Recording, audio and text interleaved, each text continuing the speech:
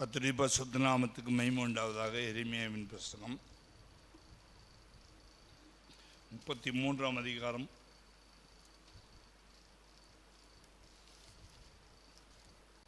அதில் 7 விதமான வாக்குத்தத்தங்கள் இருக்குது என்பதை உங்களோடு நான் பேச ஆரம்பித்தேன். முதலாவது வாக்குத்தத்தம், என்னை நோக்கி கூப்பிடு, நீ அறியாது மற்றாதமான காரியம் உனக்கு அறிவிப்பேன். அது நீ 2வது ஒரு பகுதி பேசினேன், என்னை நோக்கி கூப்பிடு, ஆபத்தில் என்னை நோக்கி கூப்பிடு, ஆபத்து காலத்தில் என்னை நோக்கி கூப்பிடு, நான் உன்னை விடுவிப்பேன், நீ என்னை மயப்படுவேன். அந்த பகுதியை நான் பேசினேன். இந்த 3ஆம் வசனத்துக்கு 2 பகுதியாக பேசினேன். 33ஆம் அதிகாரம் 6ஆம் வசனத்திலே சௌக்கியத்தையும் ஆரோக்கியத்தையும் வர பண்ணுவேன். யார் கூப்பிட்றாங்களோ அவங்களுக்கு சௌக்கியத்தை வர பண்ணுவேன். உனக்கு சித்தமானால் என்னை சுத்தமாக்கும், எனக்கு சித்தமுண்டு நீ சுத்தமாகு. தாவீதின் குமாரனே எனக்கு இரங்கும். இன்னும் உறக்கமாய் சத்தமாய் கூப்பிட்டான். பர்த்திமையை கூப்பிடும் போது அவனை எல்லாம் அதட்டினான், வாயை மூடு, கத்தாத. அவன் கூப்பிட்டான், இன்னும் சத்தமாய் கூப்பிட்டான். இன்னும் சத்தமாய் கூப்பிடும் போது ஆண்டவர் சீசரில் அதட்டி, என்னப்பா வேணும் உனக்கு? கண்ணு பார்வையிட வேணும். கர்த்தர் கண்களை கையை வச்சார். கூப்பிட்றவன் மேலே தான் கையை வைப்பார், கூப்பிடாத மேலே கையை வைக்க மாட்டார். அவன் கண் பார்வையடைந்தான். தேவன் கையை வைக்கணும்னா நம்ம கூப்பிட தான் செய்யணும். நாம் சத்தம் போட்டு தான் ஆகணும். வேறு கதி நமக்கு தெரியல. ஏசா கொல்ல பார்க்குறான்னா யாக்கோபு கத்தணும், லாபான் கொல்ல பார்க்குறான்னா யாக்கோபு சத்தம் போடணும், இஸ்மவேல் கொல்ல பார்த்தா ஆபிரகாம் கத்திட்டு சத்தம் போடணும், சோதங்குமார் அடிக்க போதுன்னா ஆபிரகாம் கத்தருக்கு முன்னாடி நிற்கணும். எசேக்கியா ராஜாவுடைய முதுகில் கட்டி படுத்து வெடிக்க போது சாக போகிறான்னு சொன்னால் ஆண்டவரே ஆண்டவரின்னு கத்தணும். கத்தினால்தான் கத்தர் 15 வருஷம் கொடுப்பாரு. கத்தாமட்டா 15 வருஷம் குறைஞ்சிரும். ஏன் கத்தணும், ஏன் சத்தம் போடணும், ஏன் ஆராதிக்கணும்னா எசேக்கியா சத்தம் போட்டான். 15 வருஷம் போனஸ். தேவனை ஆராதிக்கிறதுனால ஆயுசு காலம் குறைய, அதை கூட தான் செய்யும். 10 நிமிஷம் எக்ஸ்ட்ரா ஆராதிச்சிட்டா டைம் ஆகிடுச்சின்னு நினச்சிங்கன்னா உங்கள் ஆயுசு காலம் 10 நிமிஷம் குறைஞ்சிரும். நீங்கள் குறைக்கணும்னு நினச்சா நீங்கள் டைம் பார்த்து போகலாம். உங்களுடைய ஆயுசு காலம் கூடணும்னா கர்த்தருடைய சம்பவத்தை விட. ஆமீன், அல்லேலூயா. அரசியல்வாதிகளை நேசிக்காதீங்க, நடிகரில் போய் நேசிக்காதீங்க. அதனால பச்சையாக சொன்னேன், கர்த்தரை கட்டுப்பிடிச்சி முத்தம் செய்ய சொன்னால் அவனையும் முன்ன போய் கட்டிப்பிடிச்சி முத்தம் செய்யாதீங்க. பச்சையாக சொன்னால் கூட மைண்டில் ஏறுறதில்லை.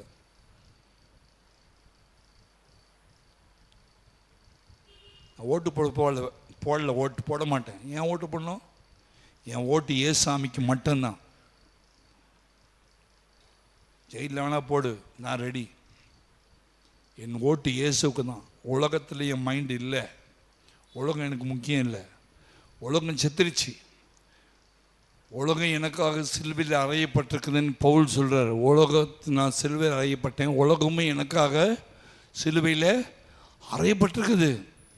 உலகத்துக்கு எனக்கு சம்மந்தம் இல்லை. உலகத்தில் வாழ்கிறேன், தண்ணி குடிக்கிறேன், சாப்பிட்றேன், அவ்வளோதான். உலக காரியங்களுக்கும் உலகத்துடைய சடங்காச்சாரங்களும் யமகண்ட ராவுக்கெல்லாம் எனக்கு சம்மந்தம் கிடையாது. அது எவனுக்கோ, சாத்தானுடைய பிள்ளைகளுக்கு, எனக்கு கிடையாது. எனக்கும் உலகத்துக்கு சம்பந்தம் கிடையாது. நான் சிலுவையில் அறையப்பட்டேன். நானல்ல, இயேசுவையே பிழைத்திருக்கிறார். ஆமேன்.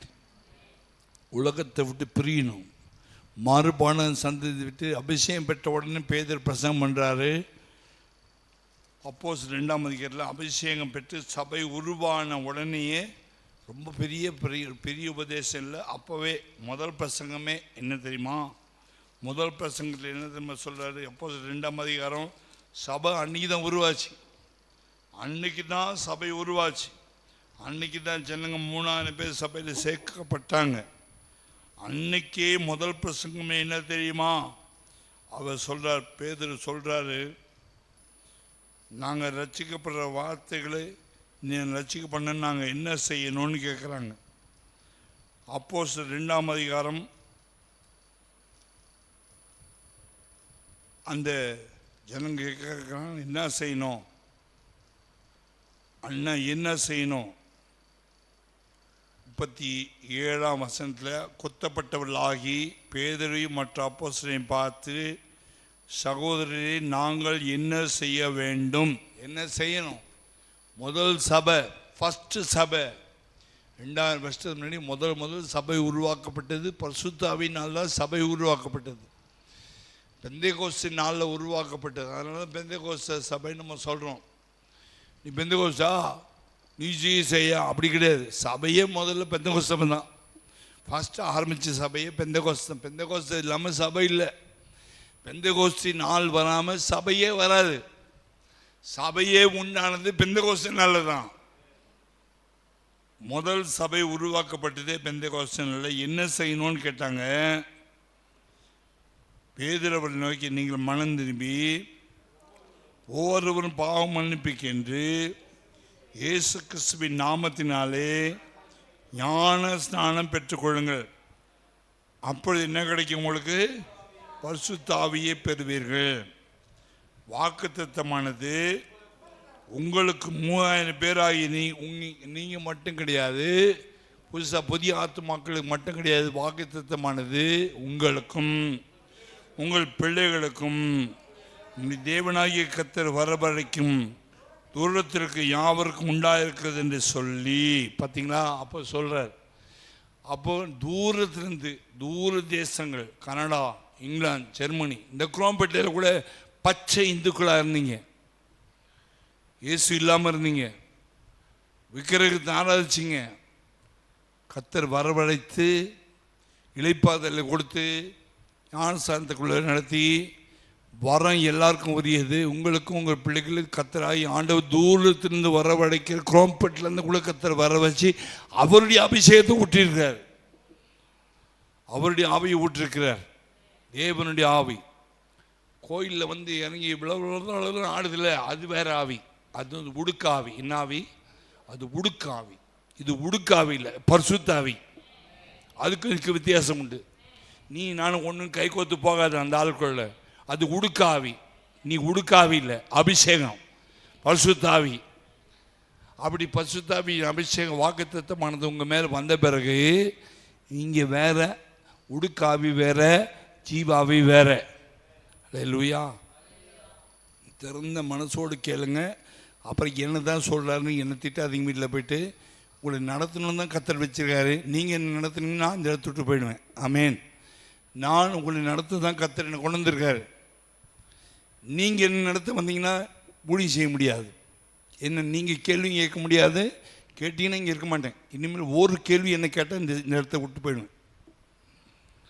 ஏன்னா உங்களை மெய்ப்பண்ண ஆடு கேள்வி கேட்கக்கூடாது, ரூல்ஸே கிடையாது. உங்களை தப்பாக நடத்தினாலோ, நான் கொலை பண்ணாலோ, நான் விபசாரம் பண்ண மட்டும்தான் நீங்கள் கேள்வி கேட்கணும். மற்றபடி சபை நடத்துகிற எந்த விதத்தில் நீங்கள் யாரும் கேள்வி கேட்கறது ரைட்ஸ் இல்லை. நல்ல ஆடாக இருந்தால் கேள்வி கேட்காது, ஓனாயாக இருந்தால் கேள்வி கேட்கும். நாங்கள் ஓநாய்களை பரலோகத்தை கொண்டு போக முடியாது, ஆடுகளை மட்டும்தான் கொண்டு போக முடியும். ஆமேன். அப்போ 3000 பேர் கேள்வி கேட்கல. என்ன செய்யணும் தான் கேட்டாங்க. பேதுரு சொல்ல, ரட்சிக்கப்படு, மனம் திரும்பு, பாவமன்னிப்பை பெற்று ஞானசாடு. ஞானசானம் எடுத்த பிறகு வாக்குத்தத்தமாகிய பரிசுத்த ஆவியின் அபிஷேகம் உங்களுக்கும் உங்கள் பிள்ளைகளுக்கும் உங்கள் பிள்ளைகளுடைய பிள்ளைகளுக்கும் ஆண்டவராகிய கர்த்தர் தூரத்திலிருந்து வர வரைக்கும் யாவருக்கும் இதே அந்நிய பாஷை அடையாளத்தோடு பரிசுத்த ஆவியை கொடுப்பாருன்னு சொன்ன வார்த்தைப்படி இங்கே கொஞ்சம் பேர் கொடுத்துருக்கார். இதனுடைய விலை மதிப்பு உங்களுக்கு தெரியாது. அப்போஸ் 2ஆம் அதிகாரத்துலேருந்து ஆண்டவர் 2000 வருஷமாக ஒவ்வொருத்தரையும் வர வச்சு அபிஷேகத்தை ஊற்றுனா, இது உடுக்க ஆடுற ஆவியோடு சேர்ந்துக்கிட்டே எப்படி? தேவாவி பெற்றவர்கள் உடுக்க ஆவியோடு போய் சேரக்கூடாது. குறி சொல்றதுல போய் உட்காரக்கூடாது. நீ தேவன்கிட்ட பேசு.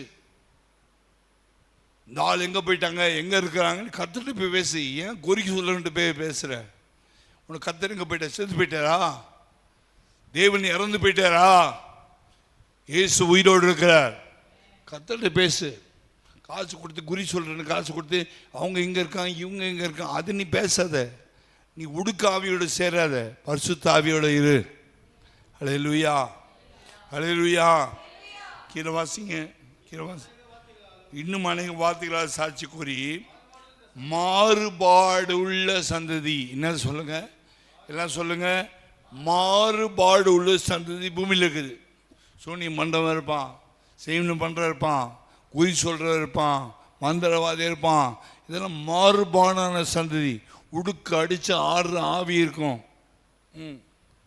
அந்த ஆவியை விட்டு என்ன செய்யுங்க, அந்த சந்ததி, அந்த பிசாசின் சந்ததி, அந்த பொல்லாத சந்ததி, அந்த அசுத்த ஆவியை விட்டு நீ விலகணும். இயேசுவின் ரத்தத்துக்கும் இயேசுடைய மாம்சத்தையும் வாங்கி சாப்பிட்டு அந்த ரத்தத்தையும் குடிச்சிட்டு உடுக்க ஆவிக்கு சப்போர்ட் பண்ணாத. தேவ ஆவியோடு நில்லு. தேவனுடைய ஆவிட்ட ஆன்சர் கேளு. செய்வினக்காரன்ட்ட போய் எந்த ஆன்சரும் கேட்காத. சூனியக்காரன்ட்ட போய் ஆன்சர் கேட்கக்கூடாது. மந்திரவாதிக்கிட்ட நீ போகக்கூடாது. அது மாறுபாடு உள்ள சந்ததி, அது கோணலுமான சந்ததி. அதை விட்டு விலகி உங்களை பரலோகத்துக்கு போகணும்னா நீங்க உங்களை காப்பாத்திக்கீங்க. பாஸ்டர் வந்து உங்களை காப்பாற்ற முடியாது, தூதன் வந்து காப்பாற்ற முடியாது, ஆண்டவரே வந்து உன்னை காப்பாற்ற முடியாது. நீயா பார்த்து இது தேவ சந்ததி இல்லை, இது மாறுபாடு சந்ததி, இது கோணலான சந்ததி என்று பார்த்து நீயா பார்த்து அவரை விட்டு, உலகத்தாரை விட்டு, உலகத்தினுடைய சலங்காச்சாரங்கள், பாரம்பரியங்கள், விக்கிரக கோட்டை விட்டு விலகி உன்னை காப்பாற்றி ரட்சித்துக் கொள்ளுங்கள். நீ காப்பாற்றிக்கோ. நாங்கள் வந்து உங்களை காப்பாற்ற முடியாது. நாங்கள் சொல்லி தான் தர முடியும். சொல்லி தந்தால் கூட என்ன தான் ஒன்று தான் பிரச்சனை வருது. நாளைக்கு சொல்லி கொடுக்குறவங்க கூட செத்து போயிட்டாங்கன்னா உன்னுடைய கதி ஐயோ அம்போ. சொல்லி கொடுக்குறதுக்கு வரைக்கும் நீ காப்பாற்றிக்கலாம். பேதுரு செத்துட்ட பிறகு யாரும் சொல்லிக் கொடுக்கறது இல்லை. பவுல் செத்துட்ட பிறகு யாரும் சொல்லிக் கொடுக்கறது இல்லை. ஆதி அப்போஸ்தலர் சொன்ன அதே வாயில், பேதுரு வாயில் நான் பேசுனேன், அதே பவுலுடைய வாயில் பேசுனேன், அதே ஏசப்பாவுடைய வாயா பேசுனேன். நீ அந்த மாதிரி இடத்துல போய் உட்காந்தினா உடுக்கிற அடிக்கிற இடத்துலையும், குறி சொல்கிற இடத்துலையும், செய்வினக்காரன் வீட்லேயும் உட்காந்துட்டு என்ன சொல்லு, என்ன சொல்கிற, இந்த காசு கொடுக்குறேன்னு சொல்லு, இவங்க எங்கே இருக்காங்க, அவங்க எங்கே, அது உனக்கு தேவையில்லை. உனக்கு கர்த்தர் நியாயம் தீர்ப்பார். உனக்கு நியாய தீர்ப்பு உண்டு. நீ அறிக்கையிடப்பட்ட நியாய தீர்ப்பு உண்டு. உனக்கு மரணம் நிச்சயமாக ஒரு நாள் சந்திக்கும் போது உனக்கு பரலோகத்துக்குள்ளே போக முடியாது. நீ உட்கார வேண்டிய தேவனுடைய ஆலயத்தையும் பரிசுத்த ஸ்தலத்திலையும் உட்காந்து பரிசுத்த கைகளோடு பரிசுத்த அலங்காரத்தோடு கர்த்தரை தொழுது கொள்ளும்படி இயேசு உன்னை ரட்சித்தார் என்பதை மறக்காதே. அதுக்கு தான் ஞானஸ்நானம் எடுத்தேன் என்பதை மறக்காதே. அவருடைய மாம்சத்திரத்தை புசித்து பானம் பண்ணுகிறோம் என்பதை மறக்காதே. ஞானமாக கர்த்தர் உதவி செய்வாராக. நம்ம வீட்டு பிரிந்து போன ஒரு சிலரும் கூட அவங்க தங்களை விற்று போட்டாங்க. ஏசா தன்னை பாவத்துக்கு விற்று போட்டான். லோத்து தன்னை பாவத்துக்கு விற்று போட்டான். எசபேலுடைய ஆவிக்கு சில தீர்க்கதரிசிகள் விற்று போட்டாங்க. நம்ம விட்டு வெளியே போனவங்க சத்தியத்தை கற்றுக் கொடுத்துருக்குறோம், ஒழுங்கு கற்றுக் கொடுத்துருக்குறோம், விதேசத்தை கற்றுக் கொடுத்துருக்குறோம். ஆனால் கோணலும் மாறுபான சந்ததியை விட்டு விலகினாதான் நம்மை பார்த்து ரட்சிக்க முடியாது. என்னை நான் ரட்சித்து கொள்றதுக்கு கோணலான சந்ததி, மாறுபான சந்ததியை விட்டு என்னை ரட்சித்து கொள்ள வேண்டும். என்னுடைய சபையில் ஒரு ஒரு ஒரு ஒரு பெரிய டிப்டாப்பாக ஒரு ஆள் இன்னோவாவில் வந்து இறங்கினார். நான் மந்திரி தான் வந்து இறங்கினார். சரி வாங்க சார், உட்காருங்க சார், காப்பிலாம் கொடுத்து அவன்கிட்ட பேசினேன். அவன் சொல்கிறான், நீங்கள் பாஸ்டா? ஆமாம் பாஸ்டா. ஏன் உங்கள் சபையில் ஆட்கள் கம்மியாக இருக்காங்க தெரியுமா? ஆண்டவருடைய சித்தம் எப்படியா தான் நடக்கும். ஆண்டவருடைய சித்தமா? போய் அந்த சபையில் போய் கேட்டு பாருங்கள் என்னை பற்றி நான் யாருன்ட்டு. என் பேர் உங்களுக்கு தெரியாது. 50,000 கொடுங்க, ஒரே மாதத்தில் 1000 பேர் வருவாங்க. அப்போ தான் எனக்கு இவன் திருட்டு மந்திரவாதி. அவன் சில பாஸ்டர் சொல்லி பேரை கொடுத்தான். அவன் சபையில் 300 பேர் தான் இருந்தாங்க, 200 பேர் தான் இருந்தாங்க. ஒரு பவுடர் கொடுத்தேன், சாம்பாரில் கலந்து சாப்பாடில் போட்டான். சும்மா அந்த காம்பவுண்டே நிறைஞ்சி வடிது. 10 ஆராதனை நடத்துது. எழுதி வச்சு கொடுங்க. மற்றவங்க குறை சொல்கிறதுக்காக நான் பேசலை. இந்த சபையில் நீ 50,000 கொடு, ஒரே மாதத்தில் 1000 பேர் கொண்டு வரேன். நான் கெட் அவுட். கோணலும் மாறுபாடான சந்ததியே, நாங்கள் பிஸ்னஸ் செய்யல வரலடா, நாங்கள் ஊழியம் செஞ்சு சாக வந்தோம். அப்படி எனக்கு ஆத்துமாக்கள் தேவையில்லை. 5 பேர் பரலோகத்துக்கு போய் சேர்த்துட்டா என் ஊழியம் சக்சஸ். 5 பேர் பரலோகத்துக்கு போய் உட்கார வச்சுட்டேன்னா ஊழியம் சக்சஸ். 5000 பேரை கூப்பிட்டு நான் மந்திரவாதியோட காசை வாங்கி நான் என் சபை பெருசு, என் மங்களா பெருசு, என் இன்னோவாவை பாரு, என் சபையை பாருன்னு வந்த கட்டலாம் பீத்திக்கலாம். நானும் போக மாட்டேன். 5000 பேர் போய் சேராது. இருக்கிறீங்களா? அப்படி நயங்காட்டி சோதங்குமரா பளிச்சின்னு காட்டுவான் பிசாசு. ஏமாந்துடாத. எனக்கு ஒருத்தர் கார் கொடுத்தார், அந்த காரை அவருக்கே கொடுத்துனேன். வேணாம், தேவையில்லை. பல்லம் போகுமா, பல்லோத்து போக முடியுமா, அது மட்டும் சிந்திங்க. கிறிஸ்து இயேசுவின் சிந்தையே உங்களுக்குள்ளே இருக்க கடவுது. ஹல்லேலூயா. கோணலான ஆட்கள் வருவாங்க, கோணலான பாம்பு வரும், நேயம் வஞ்சகமாக பேசணும். தொடுதில்ல, சாப்பிடுப்பா, கொஞ்சம் போடுப்பா, உனக்கு அறிவில்லை, உனக்கு பொழைக்க தெரியல, உன் சபையில் ஆட்கள் வர வைக்கிறேன், உன்னை விசுவாசிங்க ஆத்துமாதையும் பண்ண மாட்டாங்க. பண்ணிட்டாங்களோ இல்லையோ கர்த்தர் என்னோடு இருக்கிறார். 1000 பேர் என்னோடு இருக்கிறத விட இயேசு ஒருத்தரையும் கூட இருந்தால் போதுமானது. ஆமேன். ஹல்லேலூயா. ஃபஸ்ட்டு பிரசங்க என்ன சொல்கிறாரு? கோணலும் மாறுபாடுமான சந்ததிக்கு விலகி. அப்போ முதல்ல கர்த்தர் நம்மை ரட்சித்தார், அப்படியான இயேசு நம்மை ரட்சித்தார். அப்புறம் ஞானசானத்தில் நாம் என்ன செய்கிறோம்? நான் உலகத்துக்கு ஒத்து போக மாட்டேன்னு சொல்லி அடக்கம் பண்ணப்பட்டு ஞானஸ்நானம் எடுத்து வாழ வேண்டி தீர்மானம் எடுத்தோம். அது 2வது.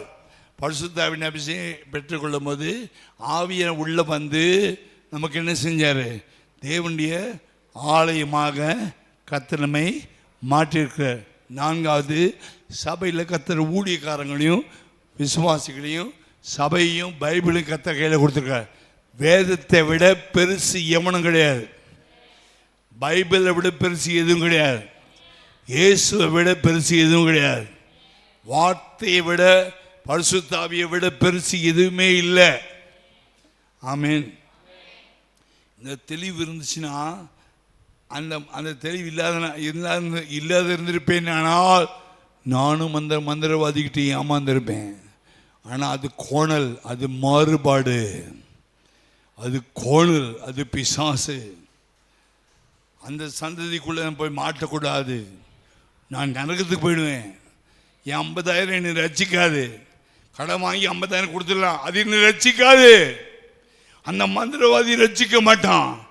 அந்த கோணலும் மாறுபான சந்ததி விட்டு விலகும் போது தான் கர்த்தர் ரட்சிப்பார். ஹல்லேலூயா, ஹல்லேலூயா. ஒரு தடவை குறி சொல்கிறவங்க வீட்டுக்கு நீ போயிட்டு வந்தினா உன் பின்னாடியே இந்த ஆவி வரும் என்பதை முத்திரை போட்டு கொடுக்குறேன். இயேசுவின் ரத்தத்தை வச்சு முத்திரை போட்டு சொல்கிறேன். உன் பின்னாடி ஒரு ஆவி சுற்றிக்கிட்டே இருக்கும். அந்த குறி சொல்கிற ஆவி சுற்றிக்கிட்டே இருக்கும்.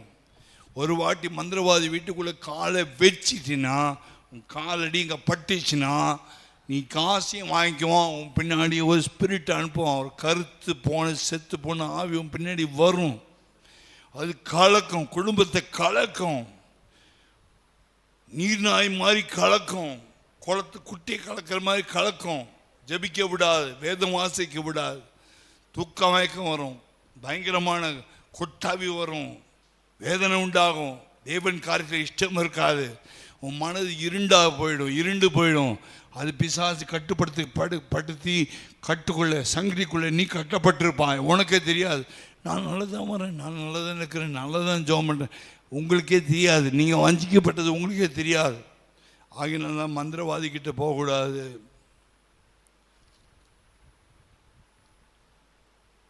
வேண்டிய பிள்ளைகள் ரெடில்ஸ் வரைக்கும் போய் நம்மகிட்ட போன முன்னாடி ஒரு காலத்தில் போன ஒரு பையன் ரெடில்ஸ் வரைக்கும் போய் இன்னொரு பாஸ்டுடைய சபை வளர்க்குறதுக்காக ரெடில்ஸ் வரைக்கும் போய் ரெடில்ஸில் போய் ஒரு மந்திரவாதியை பார்த்து அந்த பாஸ்ட்டுக்கு அது வேண்டி என்ன தண்ணி கிண்ணி உப்பெல்லாம் வாங்கி கொடுத்து பின்னாடி தான் சபை நடக்குது.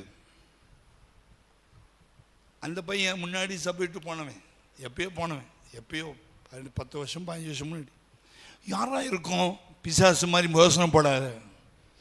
அவன் யாரை தான் உனக்கு என்ன? உள்ளது ஆவிக்கு இடம் கொடுக்காத. ஏன் வார்த்தையை கவனி. போய் செய்து எப்படியாவது பக்கத்தில் இருக்க ஆமோஸ் பாஸ்டர் சபையில் கொஞ்சம் ஆத்து மகள் அப்படி இழுக்கணும். எல்லாமே ஆண்டவர் ஒன்றும் மறைக்கிறவர் அல்ல, ஜீவனுள்ள தேவன். இவையெல்லாம் நாங்கள் செய்கிறாங்க. பாஸ்டர்ஸாக இருக்கிறாங்க, போன விசுவாசிகளும் இருக்கிறாங்க. நாமும் அதில் போய் மாட்டக்கூடாதுன்னா கோணலும் மாறுபடன சந்ததியை விட்டு விலகி உங்களை ரட்சித்துக் கொள்ளுங்க. ஒரு தடவை கர்த்தர் ரட்சித்தாரு. ஞானஸ்தானத்தில் நம்ம ஒப்பு கொடுத்தோம். புதிய மனுஷனானோ அபிஷேகத்தில் ஆலயமாக மாற்றினாரு. இனிமேல் காப்பாற்றிக்க வேண்டியது, நம்மளை ரட்சித்து கொள்ள வேண்டியது நம்ம கையில் தான். நாம் ஜாக்கிரதையாக இல்லாவிட்டா நம்ம ரட்சிப்பு போயிடும். நம்ம ஜாக்கிரதையாக இருந்தால் நம்ம ரட்சித்து கொள்ளுவோம். ஹல்லேலூயா, ஹல்லேலூயா. குறுக்கு வழியில் வந்த எந்த ஆசீர்வாதமும் ரொம்ப நாள் நிற்காது. ரோத்து ஷார்ட்கட்டில் போய் ஆசீர்வாதத்தை வாங்கினா ரொம்ப நாள் நிற்கல. கோணலும் மாறுபான சந்திட்டு சேர்ந்து உபசாக்கார வெசித்தனம் பண்ணுறவங்க, ஆண்களோடு புணர்ச்சி பண்ணுறவங்க தான் சோதம் பட்டணும். ஆகார திரட்சி, கர்வம் சோதம் ஜனங்க கர்வம் பேசுவாங்க. 16:49 எசேக்கியேல் 16:49. இந்த பாவமெல்லாம் சோதம்குள்ளே இருந்துச்சு. எசேக்கியேல் 16:49. எசேக்கியேல் 16. ஆக கர்வமும் நம்பர் 1. உலகத்தாரோடு சேர்ந்தா, உலகத்தாரோடு நம்ம ஓட்டுனா நமக்கு என்ன முதல் ஆவி என்ன வரும்னா கர்வம் வரும். நல்ல விசுவாசியாக இருப்பாங்க, திடீர்னு பார்த்தா கர்வமாக பேசுவாங்க. அப்போ புரிஞ்சுக்கலாம் இது பிசாசுடைய ஆவி என்ன செஞ்சிச்சு, மிக்சிங் ஆகிடுச்சு. முதலாவது என்ன வரும்னா உலகத்தாரோடு கோணல் மாறுபாடு சந்ததியோடு மிக்ஸ் பண்ணால் கர்வம் வரும். அப்புறம் என்ன வரும்? சோர்கண்ட இடமே சொர்க்கம், சோர்கண்ட இடமே சொர்க்கம். ஜபத்தை விட, ஏசப்பா விட, அபிஷேகத்தை விட சோறு முக்கியமான பாம்பு மாதிரி, நல்ல பாம்பு மாதிரி சாப்பாடும் ஆகாரமும் தலையில் படம் எடுக்கும். சாப்பாடு ஒன்றும் அவ்வளோ ஈஸியான காரியம் இல்லை. சாப்பாடை வச்சு தான் ஏவாளி என்ன பண்ணான்? பிசாசு சாப்பாடை வச்சு தான் ஏமாத்தினான். யாக்கோபு எதை வச்சு ஏசாவை ஏமாத்தினான்? பைத்தம் கூட வச்சு தான் ஏமாத்தினான். சாப்பாடை காட்டி ஏமாத்துறவன் பிசாசு. ஒன்று கர்வத்தை கொண்டு வருவான். அதுக்கப்புறம் சோறு அவன் கிடச்சதுன்னா அவன் இந்து வீடாக இருக்கட்டும், மாமனார் வீடாக இருக்கட்டும், மாமியார் வீடாக இருக்கட்டும், இந்து வீடாக இருக்கும், அவங்க மந்திரத்துக்கு எல்லாம் விற்று போட்டிருப்பாங்க, ரசிக்கப்படாத இருப்பாங்க. ஐயோ என்னதான் அவங்க ரசிக்கப்படாமல் அந்த மாமியார் மாதிரி எங்கள் மாமனார் மாதிரி சோறு போடுறவங்க உலகத்தில் இருக்கானா? ஏசு கிறிஸ்துக்குள்ள இப்படி சோறு போட மாட்டார். பாருங்கள், சோறு இயேசு விட பெருசாக மாறிடும். ஜபிக்கிறோமோ இல்லையோ சாப்பாடு பெருசாக மாறிடும். அதனால தான் கர்த்தர் உபவாசம்னு வச்சார். உபவாசத்தா தான் அந்த ஆவி போகும். இந்த ஜாதி பிசாசு நான் ஜபத்தினால மண்டி வேறு ஒன்றினாலும் செய்யாது போகாது. அப்போ சௌக்கியம் ஆரோக்கியம் வர பண்ணுறதுக்கு உபவாச ஜபங்கள் முக்கியம். தனி உபவாசம் எடுக்கலாம். சபைக்கு தான் உபவாச ஜபம் கிடையாது, நீ தனியாக உபவாசம் எடுக்கணும். வெள்ளிக்கிழமை செவ்வாய்க்கிழமை உபவாசம் எடுக்கிறது நல்லது. வேகனமான மந்திரத்தில் பாதிக்கப்பட்ட ஒரு குடும்பத்தை போன மாதம் எனக்கு ஃபோன் பண்ணாங்க. திருநெல்வேலிலேருந்து. கை கால்லாம் முடங்கி இருக்குது. பிள்ளைங்களும் அப்படி தான். ஒரே ஒரு அம்மா மட்டும்தான் வீட்டில் நிலமாடு மட்டும், அப்பாவும் அப்படி தான், பிள்ளைங்களும் அப்படி தான். நான் சொன்னேன், இந்த மாதத்துலேருந்து கண்டினியூஸாக செவ்வாய்க்கிழமை காலையிலையும் வெள்ளிக்கிழமை காலையிலையும் நீங்கள் உபவாச ஜெபம், நானும் உங்களுக்காக ஜெபம் பண்ணேன். 2 மாதம் கழிச்சு நேற்று ஃபோன் பண்ணாங்க. என் பிள்ளைகளுக்கு கோணி இந்த காலெல்லாம் நேராகிடுச்சு. என்ன காரணம் தெரியுமா? அந்த அம்மா மட்டும் நடக்குது, அப்பா நடக்க முடியல, பிள்ளைகள் நடக்க முடியல. ஸ்கூல் படிக்கிற பிள்ளைங்க உபவாசம் எடுத்தாங்க. உபவாசம் எடுத்த பிறகு கோணல் நேராச்சு. உபவாசத்தில் கர்த்தர் உனக்கு என்ன வெளிப்படுத்தினான்னு கேட்டேன். நம்மா சொல்லிச்சு, நான் கரெக்டாக தான் என் ஆண்டவர் பயந்துருக்கிறேன். எங்கள் வீட்டு ஐயா இருக்கார்ல, கோயிலுக்கும் போவார், அல்லையிலையோ போடுவார், ஆமீனும் போடுவார், மந்திரவாதி வீட்டுக்கு போவார், ஃப்ரெண்ட்ஸோடு சுற்றுவார், கொஞ்சம் கெட்ட பழக்கமாக இருந்துச்சு. வச்சார் ஆண்டவர், அளந்து ஆட்டுக்கும் வாழை அளந்து வைப்பார். ஒரு காலம் வரும், ஆடி ஆட்டம் என்ன, ஓடின ஓட்டம் என்ன அளந்து வெட்டி வச்சிருவார், வெட்டி நொறுக்கி வச்சிருவார். ஒன்றும் பண்ண முடியாது. உன் பேச்சும் மிடுக்கும் திமிரும் ஆணம் எல்லாம் அடக்கிடுவார், அடக்கி போட்டுருவார். ஆமேன், அல்லேலூயா. ஆணவத்தில் ஆடக்கூடாது, கர்வத்தில் ஆடக்கூடாது, ஆகாரத்தை சீர்க்கிறதுனால பெருமை பாராட்டக்கூடாது. மூணாவது நிர்விசா. அவர் எப்படி தான் சொல்லுவார், அதெல்லாம் ஜபத்துக்கெல்லாம் அப்படி போக முடியாதுப்பா. அவர் எப்படிதான், ஏய் சோதம் கமராவே, நிர்விசாரமான ஆவியே, உலகத்தோடு கலந்திருக்கிறியே, உனக்கும் தேவனுக்கு என்ன சம்பந்தம் இருக்கிறது? அவர் எப்படிதான் சொல்லுவார். ஆண்டவர் சொல்றதெல்லாம் செய்ய முடியுமா? ஜபத்துக்கெல்லாம் போயிட முடியுமா? அவன் கிடைக்கிறான் ஒரு லூசுன்னு சொல்றல. உனக்கு ஆணவம் கர்வமும் ஆகார திரட்சியும் நிர்விசாரமும் உன்னை பிடித்து இருக்கிறது என்பதை கற்றுக்கொள்வாயாக. எசேக்கியேல் 16:49 நீ மாட்டிட்டு இருக்கிற வாசிங்க. அப்புறம் இவைகள் தான் உங்கள் சகோதரிகளுடைய, உங்கள் சகோதரியின் ஊர், உங்கள் ஊருடைய அக்கிரமம், உங்கள் ஊருடைய பாவம். ஊர் முன்ன சீலை மாதிரி சுற்றி வச்சுருக்குது, பணத்தை மாதிரி சுற்றி வச்சுருக்குது. ஊரில் இருக்கிற ஆவிகள், சாப்பாடு கர்வம், சோறு கர்வம். ஆமீன். எந்த ஊர் ஆவி, எந்த ஊரில் தங்கியிருந்தாலும் இந்த ஆவிகள் இருக்கும். எங்கள் ஊரை பற்றி தான் பார்த்து சொல்கிறேன். இந்த ஊர் குரோம்பட்டி அப்படி தான். சோறு கர்வம். சோறு இல்லைன்னு சொன்னால் பரவாயில்ல, நீ ஒத்துக்காவிட்ட பரவாயில்ல, நான் பார்த்த உண்மை பேசினேன். ஆமீன். நான் பார்த்த உண்மை. குரோம்பட்டில் இருக்க கர்வம் மாறி நினிவே பட்டினம் கூட பார்த்தது கிடையாது, ஆந்திராவில் பார்த்தது கிடையாது. ஆந்திராலையும் ஊழி செஞ்சுருக்கேன்,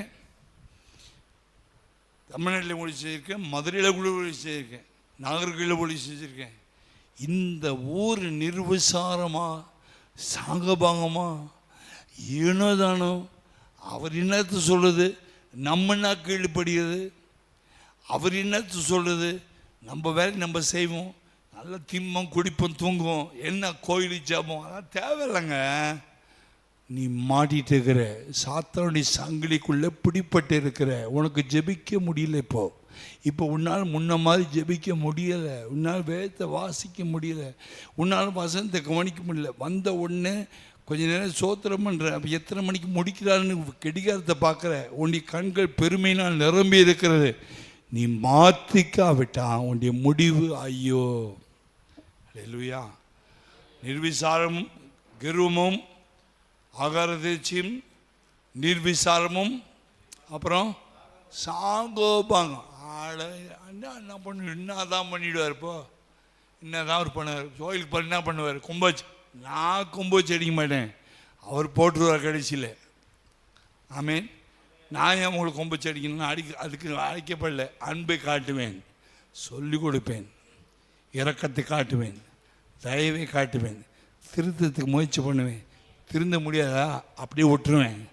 கடைசியில் அங்கே சிங்காசனம் உனக்கு கேள்வி கேட்கும்போது நீ பதில் சொல்லிக்கோ. எப்படி பதில் சொல்ல வேண்டியது? அன்றைக்கி நானும் அதே சிங்காசனம் பண்ணி நானும் நிற்பேன், பிரசங்கம் பண்ண நானும் நிற்பேன், நீங்களும் நிற்பீங்க. அந்த சிங்காசனம் பேசும்போது சிங்காசனத்தின் மொழி நம்முடைய கர்வமோ, நம்முடைய ஆகார திரட்சியோ, நம்முடைய சாங்கபாங்கமோ, நம்முடைய நிர்விசாரமோ அங்கே செல்லாத காசாக மாறிவிடும். ஏதோ பாஸ்டர்கிட்ட ஏதோ சாக்கு போக்கு சொல்லி காசு செல்லும். ஆனால் சிங்காசனத்தில் விட்டிருக்கிறவருக்கு முன்னாடி ஐயோ அதமானேன், நிர்பந்தமான மனுஷன் நான் என்று கதற வேண்டிய இடத்துல வரும்போது என்னை பார்ப்பீங்க. என்ன சொல்லி கொடுத்தீங்க பாஸ்டர்? நான் சொல்லி கொடுத்தவொடனே கோச்சிட்டி கூட்டத்துக்கு வராமல் உட்காந்தீங்கல்ல, நான் என்னத்தை சொல்லிக் கொடுக்குறது? என்னால் சொல்லித்தர முடியாது. இனிமேல் ஏதாவது சொல்லிக் கொடுத்தா வீட்டுக்கு கோயிலுக்கு வர மாட்டீங்க. இனிமேல் சொல்லிக் கொடுத்தா எனக்கு விரோதிகளாம் ஒன்றா கூடி மொத்தமாக கோயிலுக்கு வராமல் உட்காந்துக்குவீங்க. அதனால் நான் சொல்லித்தரல. ஆண்டவரே சிங்காசனமே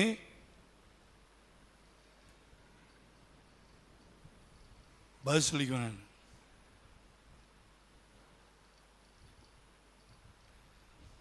மாறுபாடுள்ள இருதயம் வந்துச்சுன்னா டீச் பண்ண முடியாது, ஆலோசனை கற்றுக் கொடுக்க முடியாது. ஆண்டவர் இஸ்ரவேல் ஜனங்களை எவ்வளோ நேசிச்சார். கடைசியில் வணங்கா கழுத்துள்ளவர்கள் என்று என்ன பண்ணிட்டாரு, முத்திரை குத்திட்டார். நம்முடைய வாழ்க்கையில் நீ வணங்கா கழுத்துள்ளவன் என்று கர்த்தர் முத்திரை குத்திட்டார்னா பாஸ்டராலே ஒன்றும் பண்ண முடியாது. சாத்தான் கைத்தட்டி இத்தனை வருஷமாக விசுவாசியாந்து பரிசியாக வணங்கா கழுத்துள்ளன்னு பேர் வாங்கின பற்றியும் கைத்தட்டி சிரிப்பான். பிசாசுக்கு நீ சிரிக்கிற ஒரு பொருளாக, கிண்டல் பண்ணுற பொருளாக மாறாதபடிக்கு தான் நாங்கள் சொல்லித்தரமே தவிர உங்களை வேதனைப்படுத்தணும், உங்களை கஷ்டப்படுத்தணும், உங்களை துக்கப்படுத்தணும், நீங்கள் கோச்சிட்டு வீட்டில் உட்காந்துக்கணுன்றதுக்காக சொல்லி தரல. பாஸ்டர் வேணும்னா, உங்களுக்கு சபை வேணும்னா சத்தியம் வரும். ஏற்றுக்கொள்ள வல்லவன், ஏற்றுக்கொள்ள காதுள்ளவன், கேட்க கடவன். இது ரெண்டாவது காரியம். சௌக்கியமாக ஆரோக்கியம் வீட்டில் வரணும்னா இதெல்லாம் விடணும். மூணாவது என்ன சொன்னார், 33:7 கட்டுவேன். ஏற்கனவே சிறையிருப்பில் போயிட்டோம், ஏற்கனவே பிசாசுடைய கையில் போயிட்டோம். நம்முடைய பில்டிங் இடிஞ்சு ஆவிக்குரிய வாழ்க்கை ஜெப ஜீவியம், பரிசுத்தம், அன்பு, விசுவாசி எல்லாம் உடஞ்சி சாம்பலாக ஆயிடுச்சு.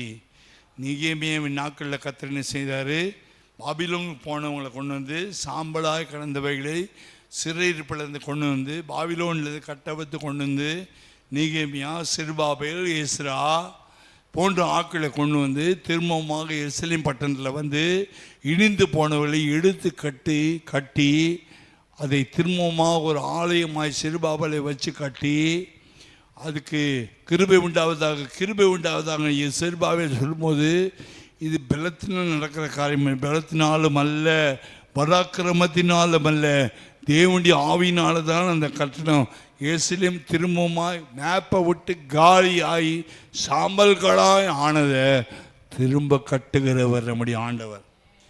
எசேக்கியேல் 33:7 வாசிங்க. எரேமியா 33:7.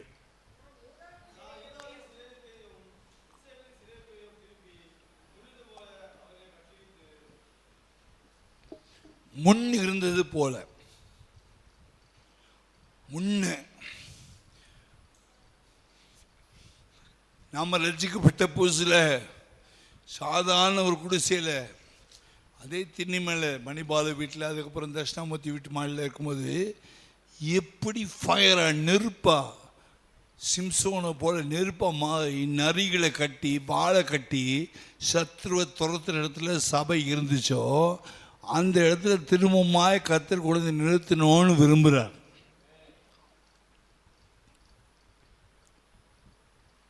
கட்டடம் சபை இல்லை. கட்டடம் கட்டினது காரணம், ஐயோ மழை வருதே, தண்ணி வருதே, காற்றடிக்குதே, வெயில் அடிக்குதே, ஜனங்க அந்த லைட்டுக்குள்ளே தார் ஷீட்டுக்குள்ளே அந்த அக்கினி நட்சத்திரம் வரும்போது உட்கார முடியாமல் கஷ்டப்படுறாங்கன்னு கட்டடம் பரலோகம் போகாது. இந்த கட்டடம் பரலோகம் போகாது, எழுதி வச்சுக்கொள்ளுங்க.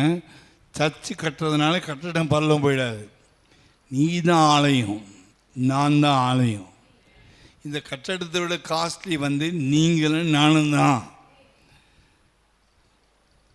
அங்கே நல்லா ஆராதிச்சோம், அந்த இடத்துல ஆராதனை பண்ணோம், இங்கே ஆராதனை போயிடுச்சு. இல்லை, நீ தான் கெட்டு போன தவிர கட்டடத்தினால கெட்டு போகல. கர்த்தருக்கு பிரியமானவன் பாபிலோனிலையும் ஜெபம் பண்ணுவான். தானியேல் பாபிலோனில் என்ன செய்தான், ஜெபம் பண்ணான். ராஜ போஜனம் வேண்டாம் என்று சொல்லி கீரையும் காய்கறியும் வச்சு சாப்பிட்டு முகத்தில் பிரகாசமாக மாற்றின கர்த்தர் தான் தானியேலின் தேவன். அந்த ஊரில் அபிஷேகம் இருந்துச்சு, அந்த எருசலேமில் இருக்கும்போது அபிஷேகம் இறங்குச்சு, வெள்ளம் இறங்குச்சு, அன்னி பாஷை இறங்குச்சு, நாகல்கேணி மாடி மேலே அபிஷேகம் இறங்குச்சு. ஏன் அந்த தேவன் இங்கே வேற தேவன் ஆயிட்டாரா?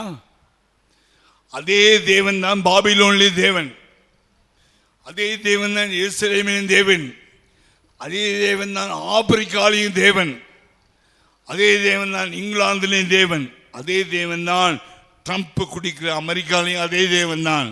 காட்டுவாசிகள் அபிஷேகம் பெறுகிறார்களே அதே ஆவியானவர் தான்.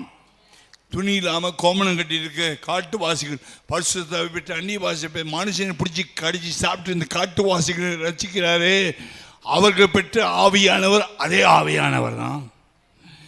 குருவி காட்சிகள் ஆவடியில் உட்கார்ந்து அபிஷேகப்பட்டு ஆவியில் அரண்மனைகளே குருவி காட்சி மேலே இறங்கினவரும் அதே ஆவியானவர் தான். அது குருவி காட்சி, அது வேற ஆவி அப்படியா? அது காட்டுவாசிகள், அது வேற ஆவி அப்படியா? எல்லாரும் ஒரே ஆவினால தாங்க தீர்க்கப்பட்டோம். அந்த இடம் நல்லா இருந்துச்சு, இந்த இடம் நல்லா இருந்துச்சு. இடம் முக்கியம் இல்லை, இருதயம் தான் முக்கியம், ஆள் தான் முக்கியம். இடம் பரலது சொத்து வாங்கினது தூக்கிட்டு போயிடுவியா மேலே? வாங்கின சொத்தை எடுத்துட்டுமா பரலத்துக்கு கொண்டு போயிட முடியுமா? முடியவே முடியாது. டாட்டா வந்தாலும் முடியாது, பில்லா வந்தாலும் முடியாது. சின்ன மலைக்கு சர்ச்சை தூக்கிட்டு மோகன் பாஸ்டர் கொண்டு போக முடியாதுங்க. இந்த பாஸ்டரால் முடியாது. மாநகரத்தில் ஏசு அளிக்கிற பில்டிங்கு கோடிக்கணக்கு காட்டி வச்சதுனால மேலே தூக்கிட்டு போக முடியுமாங்க? முடியாதுங்க. ஆத்துமா தான் மேலே போவோம். ஐயோ அது இவ்வளோ பெரிய சர்ச்சு, இவ்வளோ பெரிய ஏசி, எல்லாம் எந்த ஏசி மேலே போகாது, எந்த பில்டிங்கும் மேலே போகாது. நீ அங்கிருப்பாயோ, நீ அங்கிருப்பாயோ சொல் என் மனமே.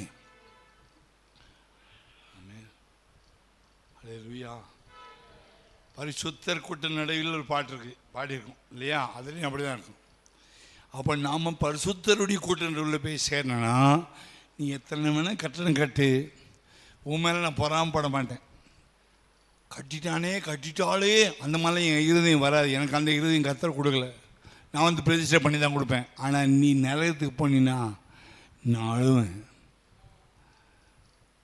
நீ பெரிய பில்டிங் கட்டுறதுனாலையோ பெரிய கார் வாங்குறதுனாலையோ நான் பொறாமப்பட மாட்டேன். நீ பல்லவும் போகலை, இவ்வளோ பிரசங்கத்தை கட்டி 24 வருஷம் பிரசங்கத்தை நரகத்துக்கு அடக்கம் பண்ணும்போது நரகத்துக்கு தான் போவாங்கன்ட்டு கர்த்தர் சொல்லிட்டாருன்னா கட்டடத்தை பற்றி பிரச்சனைங்க. நீ போகலன்னா அதை விட பெரிய வேதனை எனக்கு வேறு எதுவுமே இல்லை. அதனால தான் கர்த்தர் உன்னை பார்த்து சொல்கிறான், திரும்பமா உன் ஆவிக்குரிய வாழ்க்கையை இன்னும் வாங்கி தருவேன், கட்டணம் கட்டுவேன் கர்த்தர் சொல்ல. உன்னுடைய ஆத்மாவை பிசாசு கையிலேருந்து பாபிலோனில் அது விடுதலை ஆக்கி கொண்டு வந்து முன்னிருந்த அபிஷேகம் எப்படி இருந்துச்சோ, முன்னிருந்த ரட்சிப்பின் வல்லமை எப்படி இருந்துச்சோ, முன்ன எப்படி முழங்கால் படிட்டு ஜெபியோ, முன்ன எப்படி உபவாசம் எடுப்பியோ, ஆதி அன்புக்குள்ளே கொண்டு வந்து, ஆதி அபிஷேகத்தில் கொண்டு வந்து, ஆதி ரட்சிப்புக்குள்ளே கொண்டு வந்து துள்ளி குதித்து ஆடி மகிழ்ந்து பிசாசை எட்டி உதைக்கிற அளவுக்கு உன்னை திரும்ப கட்டுவேன். 3வது குறிப்பு. 4வது குறிப்பு, நீ உண்மையாக மனம் திரும்பி அவருடைய சமூகத்தில் வருவாயான. 8ஆம் வசனத்தில் உண்மையாக திரும்பி கர்த்தர் சமூகத்தில் வந்து தாழ்த்தி ஒப்பு கொடுத்து கர்த்தருடைய சமூகத்தில் வருவாயானால் நான் உன்னை என்ன செய்வேன்? 8ஆம் வசனம், குற்றம் செய்த எந்த பாவம், எந்த குற்றம், எந்த அநியாயம், எந்த அக்கிரமம் செஞ்சினாலும் தேவ சமூகத்தில் வந்து ஒரு கூட்ட ஜனங்கள் தாழ்த்துவாங்களானா, அழுவாங்களானா, ஒத்துக்கொள்ளுவாங்களானா, ஆணவத்தை தூக்கி போட்டு ஐயோ நாங்கள் புழு ஆண்டவர், நாங்கள் தெல்லுப்பூச்சி ஆண்டவருக்கு முன்னாடி, பாஸ்டுக்கு முன்னாடி இல்லை, ஆண்டவருக்கு முன்னாடி உண்மையை அழுவாங்களானா கர்த்தர் என்ன செய்கிறாரு? நான் அவர் செய்த எல்லா குற்றங்களையும் பாவங்களையும் அநியாயத்தையும் மன்னிப்பேன். எங்க சர்ச்சுக்கு வரணும்? சாயந்தரம் கூட்டத்துக்கு வரணுமா? மன்னிப்பேன். எங்க ஜெபத்துக்கு வரணும்? மன்னிப்பேன். எங்க எல்லா ஜெபத்துக்கு வரணுன்றீங்க பாஸ்டர்? மன்னிக்கிறவர், உன்னை மன்னிக்கிறவர், உன்னை மன்னிக்கும்படி தான் கூப்பிட்டார், வேற உதைக்கிறதுக்கு கூப்பிடல. கோர்ட்டில் கூப்பிட்றான், உடனே கோட் சூட் மாட்டு ஒரே ஓட்டம் ஓடிடும். அவன் உதைக்க கூப்பிட்றான். நான் ஆண்டவர் ரத்தத்தையும் கொடுத்துட்டு உன்னை மன்னிக்கிறதுக்கு தான் கூப்பிட்றேன் பாடானா, அட போடா.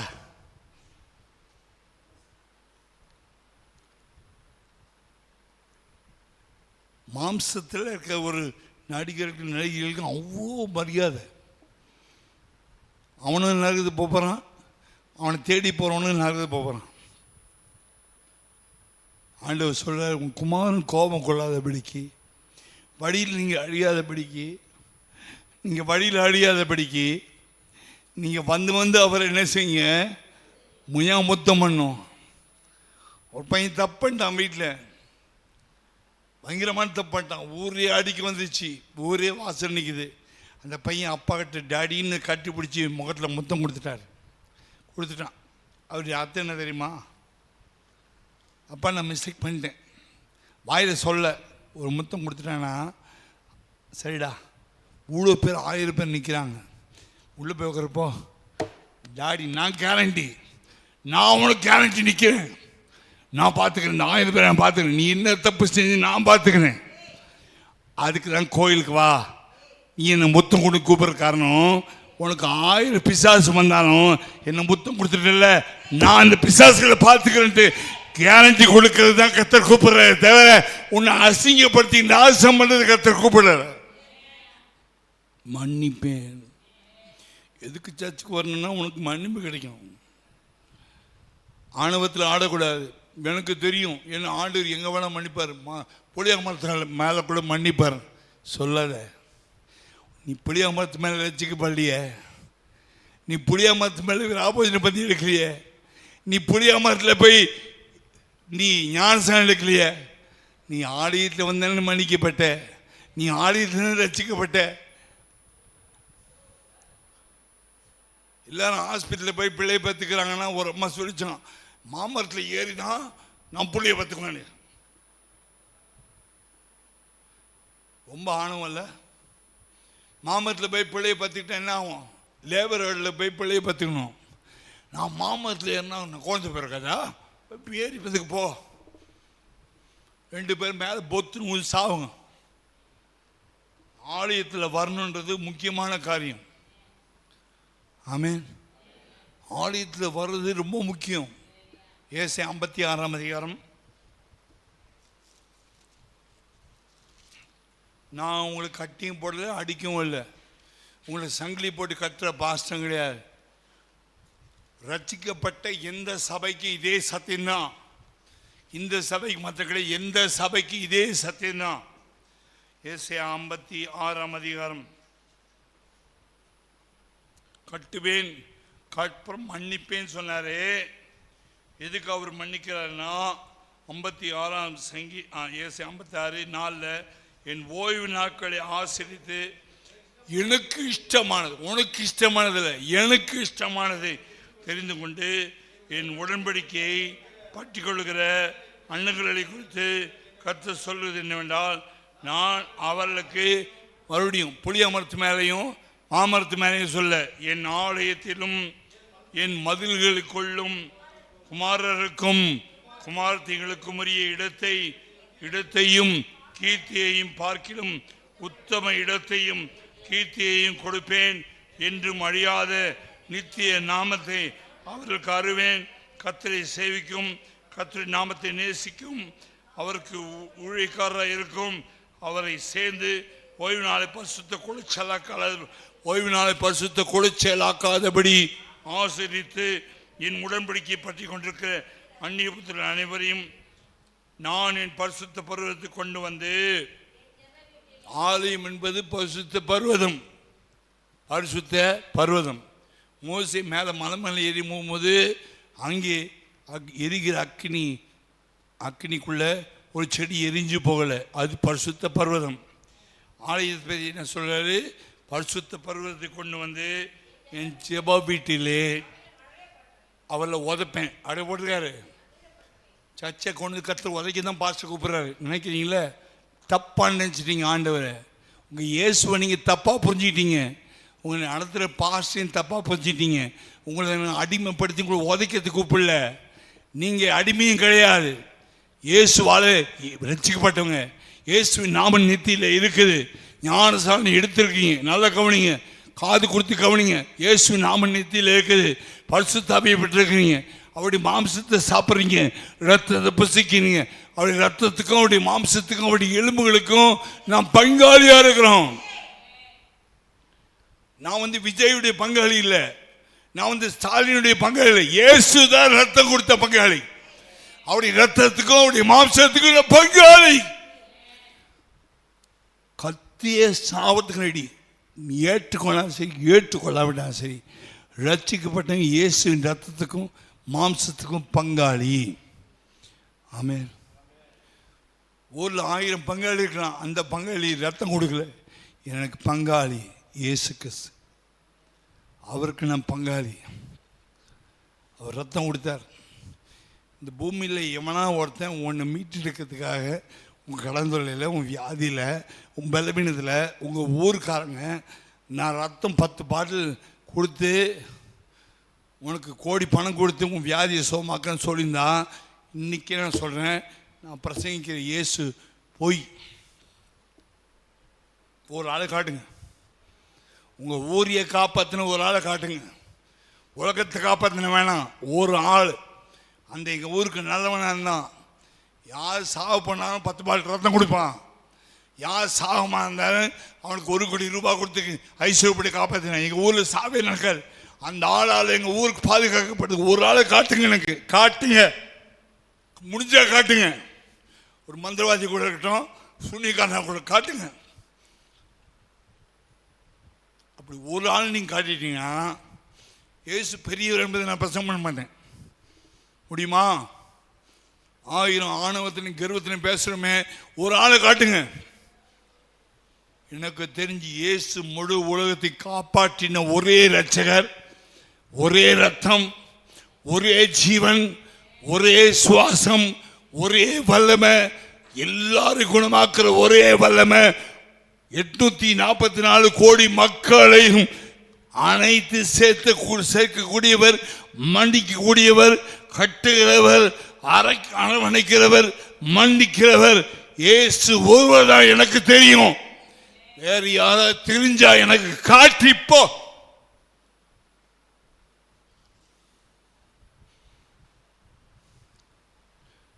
அவ்வளவு தெரிஞ்சும் இவனை போய் முத்தம் கொடுக்குறான், அவனை போய் முத்தம் கொடுக்குறான் ஓடுறிய, இயேசுவை முத்தம் செய். வேதநாயகம் என்கிற புலவர் இருந்தார். அந்த புலவர் தஞ்சாவூரில் ஒரு புலவராக இருந்தார். அப்போ தான் ரசிக்கப்பட்டிருக்கார். இயேசுவை ஏற்றுக்கிட்டார். சர்போஜி மகாராஜா, சோழ மகாராஜா அன்றைக்கி தஞ்சாவூரை ஆளுகை செய்தார். ஆளுகை செய்த போது எல்லா புலவர்களும் அந்த கவிதை எழுதி ராஜாக்கு பண்ணி பாட்டு பாடினா, ராஜா அந்த மாதத்துக்கு வேண்டிய சாப்பாடு, அரிசி, பருப்பு, எண்ணெய், கண்ணதாசன் மாதிரி அந்த காலத்தில் இருந்தாங்க ராஜா. நான்லாம் பிறக்கிறதுக்கு முன்னாடி, எனக்கு முன்னாடி பிறந்தவங்களுக்கெல்லாம் தெரியும் அந்த விஷயம். எனக்கு தெரியாது, நான் சின்ன பையன். அப்போ அவங்க அந்த புலவர்கள் 250 பேர் 300 பேர் வருவாங்க. பாட்டு பாடினோடனே ராஜா அவளுக்கு 10 கிலோ அரிசி, 4 கிலோ பருப்பு, சமையல் எண்ணெய், காஞ்ச மிளகா எல்லாம் கொடுத்து 1 மாதம் அந்த புலவருக்கு நல்லா அழகாக கவிதை பாடினதுனால அவனுக்கு ஆகாரம் கொடுத்து சாப்பாடு கொடுத்து அனுப்புவார். அதில் வேதநாயகம் பிள்ளை என்கிறவர் இயேசுவை ஏற்றுக்கொண்டதுனால அவங்க போய் பாட்டு பாட போகிறார். பாட்டு பாடினா அவருக்கு என்ன கிடைக்கும்? ஒரு இந்து ராஜா கிட்டேருந்து எல்லா துணிமணி, பிள்ளைகளுக்கு புடவை கட்டுறதுக்கு மனைவிக்கு புடவை, இவருக்கு வேண்டிய வேட்டி சட்டை எல்லாம் கொடுப்பார். அப்போ அந்த ராஜாவுடைய அரண்மனை முன்னாடி வாசல் நிற்கிற காவல்காரன் சொல்கிறான், பார்ப்பா, யாரை பற்றி வேணால் பாடு, இயேசு மட்டும் என்ன செய்யக்கூடாது, நீ பாடக்கூடாது. இயேசு பட்டி பாடினா ஸ்பாட்லேயே கழுத்தை வெட்டிடுவாங்க. இந்த வேதனையும் போல அப்போ தான் ரசிக்கப்பட்டிருக்கார். அப்படியே போகிறார். இன்றைக்கி என் மனைவி பிள்ளைங்களுக்கு சோறு வேணும், அந்த பாட்டை பாண்டால் தான் அவருக்கு சாப்பாடு கிடைக்கும். மனசு சொல்லுது, டேய் நான் உன் பாவத்தை கழுவினேன்டா, உன்னை மன்னிச்சேன்டா, விற்கிறதுல கொண்டு வந்தேன்டா, என்னை பற்றி நீ பாடுறா, வேறு யாரை பற்றி பாடாதரா, நான் உனக்கு சாப்பாடு கொடுப்பேன்டா, உன்னை போஷிப்பேன்டான்னு. உலகம் சொல்லுது, 250 பேர் நிற்கிறாங்க, நாங்களாம் இயேசு பற்றி பாட மாட்டோம். இவர் சொல்கிறார், மனசாட்சி சொல்லுது, இயேசுவை பாடு, இயேசுவை பாடு, இயேசுவை பாடு. சோல் கிடைக்கப்பட்டா பரவாயில்ல, துணிமணி கிடைக்கட்ட பரவாயில்ல, காசு கிடைக்கட்ட பரவாயில்ல, இயேசு பாடு, இயேசு பாடு. அந்த கோணலான 250 பேரோட சேர்ந்துக்காத, மாறுபான சந்திப்பேன். என்ன பண்ணுறது பாஸ்டர், பாடினா தானே சோறு அப்படி இன்னைக்கு உள்ள ஆள் சொல்லுவாங்க. அன்னைக்குள்ள விசுவாசி உள்ளே போனார். என்னப்பா பாட போகிற, பாடுப்பா. இயேசுவையே துதி செய் என் மனமே, இயேசுவையே துதி செய். பாடினார் பாருங்க பாட்டு. 250 கோண புத்தி மத்தியில் ஒரு நல்ல புத்தியில் உண்மையான விசுவாசி. நான் உங்களுக்கு சொல்ல, வேதநாயகம் பிள்ளை சரித்திரத்தை படிங்க. நாம உண்மையான கிறிஸ்தவனா, அந்த ஆளு உண்மையான கிறிஸ்தவனா, செக் பண்ணிப்பார், செக் பண்ணிப்பார். நம்ம பரலோகத்துக்கு நிறைய பேர் போயிடுவோமா, இல்லை வேதநாயகம் பிள்ளை போவாரா? இப்போ அருவா வச்சு கத்தி எடுத்து ராஜா வெட்ட போறான்னு நினைக்கிறாங்க. ராஜா எழுப்பினார். இவன் வாயிலிருந்து பாடல, மனதின் ஆழத்திலிருந்து மனம் பாடிட்டு, இருதயம் பாடிட்டு.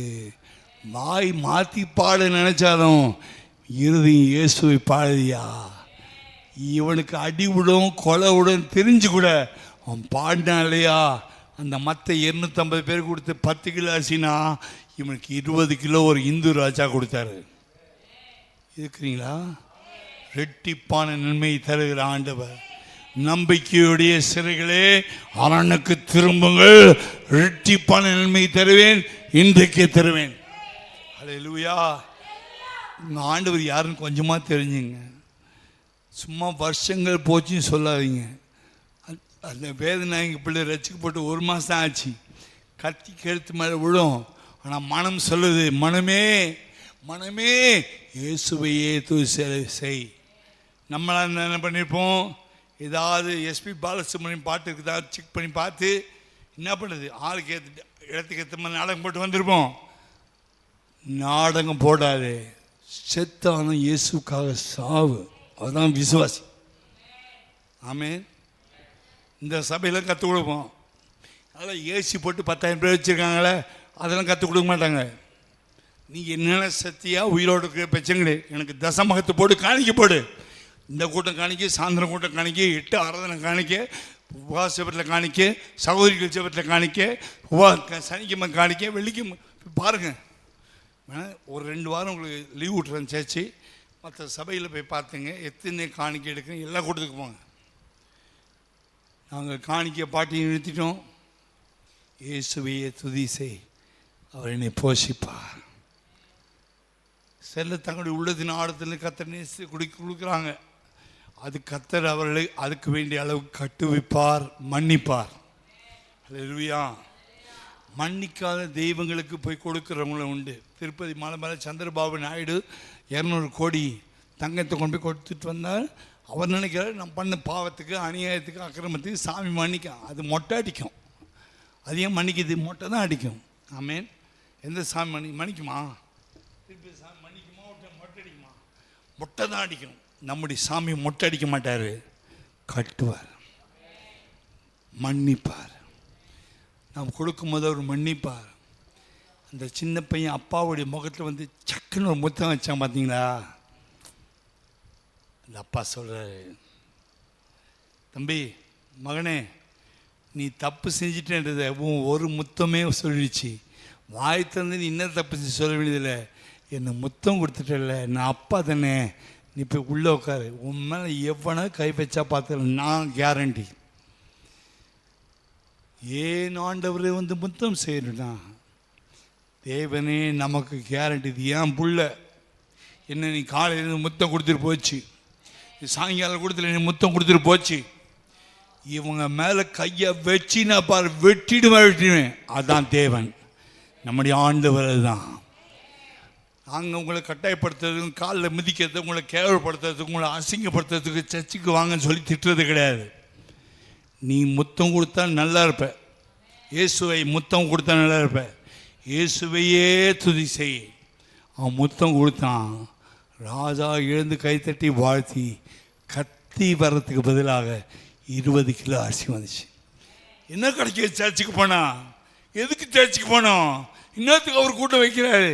திட்டியே இயேசுவை ஓங்கி அறையிறன்னு அர்த்தம். நீ எத்தனை தடவை இயேசுவை அரைஞ்சியோ அதனால நம்முடைய ஆசீர்வாதம் குறைஞ்சி போச்சு. ஆண்டவருடைய ஆலயத்துக்கு வரும்போது ஓங்கி அறையாது. இந்துக்கள் போய் அவங்க போய் மொட்டை அடிக்க போகும்போது ஹாப்பியாக போகிறாங்க. மொட்டை வர அடிக்கணுமா, தலையில் செருப்பால் அடிப்பானா, மேலே போயிடணுமா, மொட்டை அடிக்கணுமா, க்யூவில் வர உட்காருமா. என்னடா கோயில் என்ன சாமி திட்ட மாட்டாங்க. ஏய் சாமிடா, அவன் கல்லுக்கு மண்ணுக்கு கொடுக்குற மரியாதையை விட ஜீவனுள்ள தேவனுக்கு நாம் என்ன மரியாதையை கொடுக்கிறோம்? ஆமீன். சந்தோஷமா இருக்குது. பரலோகம் பார்க்குது உள்ளத்தை. ஆமீன். ஆமீன். சந்தோஷம்தான். நெஞ்சின் ஆழத்தில் இயேசுவை நான் முத்தம் செய்வேன். அல்லேலூயா. 14ஆம் வசனம் வாசிக்கிறோம். நான் சொன்ன நல்ல வார்த்தையை என்ன செய்வேன்? நிறைவேற்றுவேன். அது போன வாரம் தெளிவாக உங்களை பேசினேன். 6வது வாக்குத்தத்தம் என்ன சொல்கிறேன்னா, எரேமியா 33ஆம் அதிகாரம் 22ஆம் வசனம். 22ஆம் வசனத்தில் வானத்து நட்சத்திரங்கள் எண்ணப்பட்டதும் கடற்கரை மணல் அளக்கப்படாதமாக இருக்கிறது போல நான் என் தாசனாகி தாவீதின் சந்ததியையும் எனக்கு ஊழியம் செய்கிற லேவியரையும், ஊழியம் செய்கிறவங்க கர்த்தருக்காக உண்மையாக தேவ சமூகத்தில் உட்காந்து ஜெபிக்கிறவங்களும் சுவிசேஷம் அறிவிக்கிறவங்களும் ஆண்டவர் ராஜ்யத்தை பற்றி வெளியே போய் பிரகடனப்படுத்துகிறவர்களையும் ஆண்டவர் நாமத்தை உயர்த்துறவர்களையும் கர்த்தர் ஆசீர்வதித்த ஸ்தலமாகி ஆலயத்தையும் நடத்துகிற மோசையும் ஆரோனையும் உயர்த்தி பேசுகிறவர்களை அவருக்கு கர்த்தருக்கு ஊழியம் செய்கிறவர்கள். ஏதாவது ஊழியம் ஆண்டவருக்காக செய்யணும். கொலைப்படி பண்ணாமல் செய்யணும், கரெக்டாக செய்யணும். ஜப ஊழியம் அப்படின்னு வந்தாங்க. சரி ஜபம் பண்ணுங்க, லைட்டை போட்டு காசும் கட்டினேன். கொலைப்படி பண்ணதுனால கள்ளத்திற்கசனம் வந்ததுனால தான் நிறுத்தினேன். இல்லைன்னா இன்றைக்கி ஒரு ஜபம் நடந்திருக்கும். இதெல்லாம் சபைக்குள்ளே சாத்தானுடைய ராஜ்யம் வேலை செய்யும். நம்ம வீட்டுக்குள்ளே வேலை செய்யும், நம்முடைய குடும்பத்துக்குள்ளே வேலை செய்யும், நம்முடைய குடும்பத்துக்குள்ளே பிரிவினை உண்டு பண்ணோம். ஏன்னா உங்கள் குடும்பம் வர்த்திக்க பண்ண ஆண்டவர் வர்த்திக்க பண்ண போகிறேன்னு சொல்லிட்டாரு. அது வளரணும், ஒத்துமை வளரணும், ஐக்கியம் வளரணும், கிறிஸ்து வளரணும், அபிஷேகம் வளரணும், தேவ ஞானம் வளரணும், வாசனம் வளரணும்னு கர்த்தர் விரும்புகிறாரு. சாத்தான் என்ன விரும்புனா பிரித்து விட்டு கிண்டல் பண்ணி வேடிக்கை பார்க்குறான். அந்த சாத்தானுக்கு நம்ம கை கொடுத்தா நம்மளும் பாஸ்டையும் விசுவாசியை பார்த்து கிண்டல் பண்ணி சிரிக்கிறதா செய்வேன். சாத்தானுடைய ஆவி.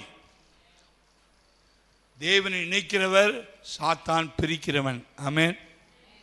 ஏன் கர்த்தர் அப்போஸ்தலர் மேலே 120 பேர் இறங்கினான்னா, அவர்கள் எல்லாரும் 120 பேர் இருந்தாலும் ஒரு ஆளாக இருந்தாங்க.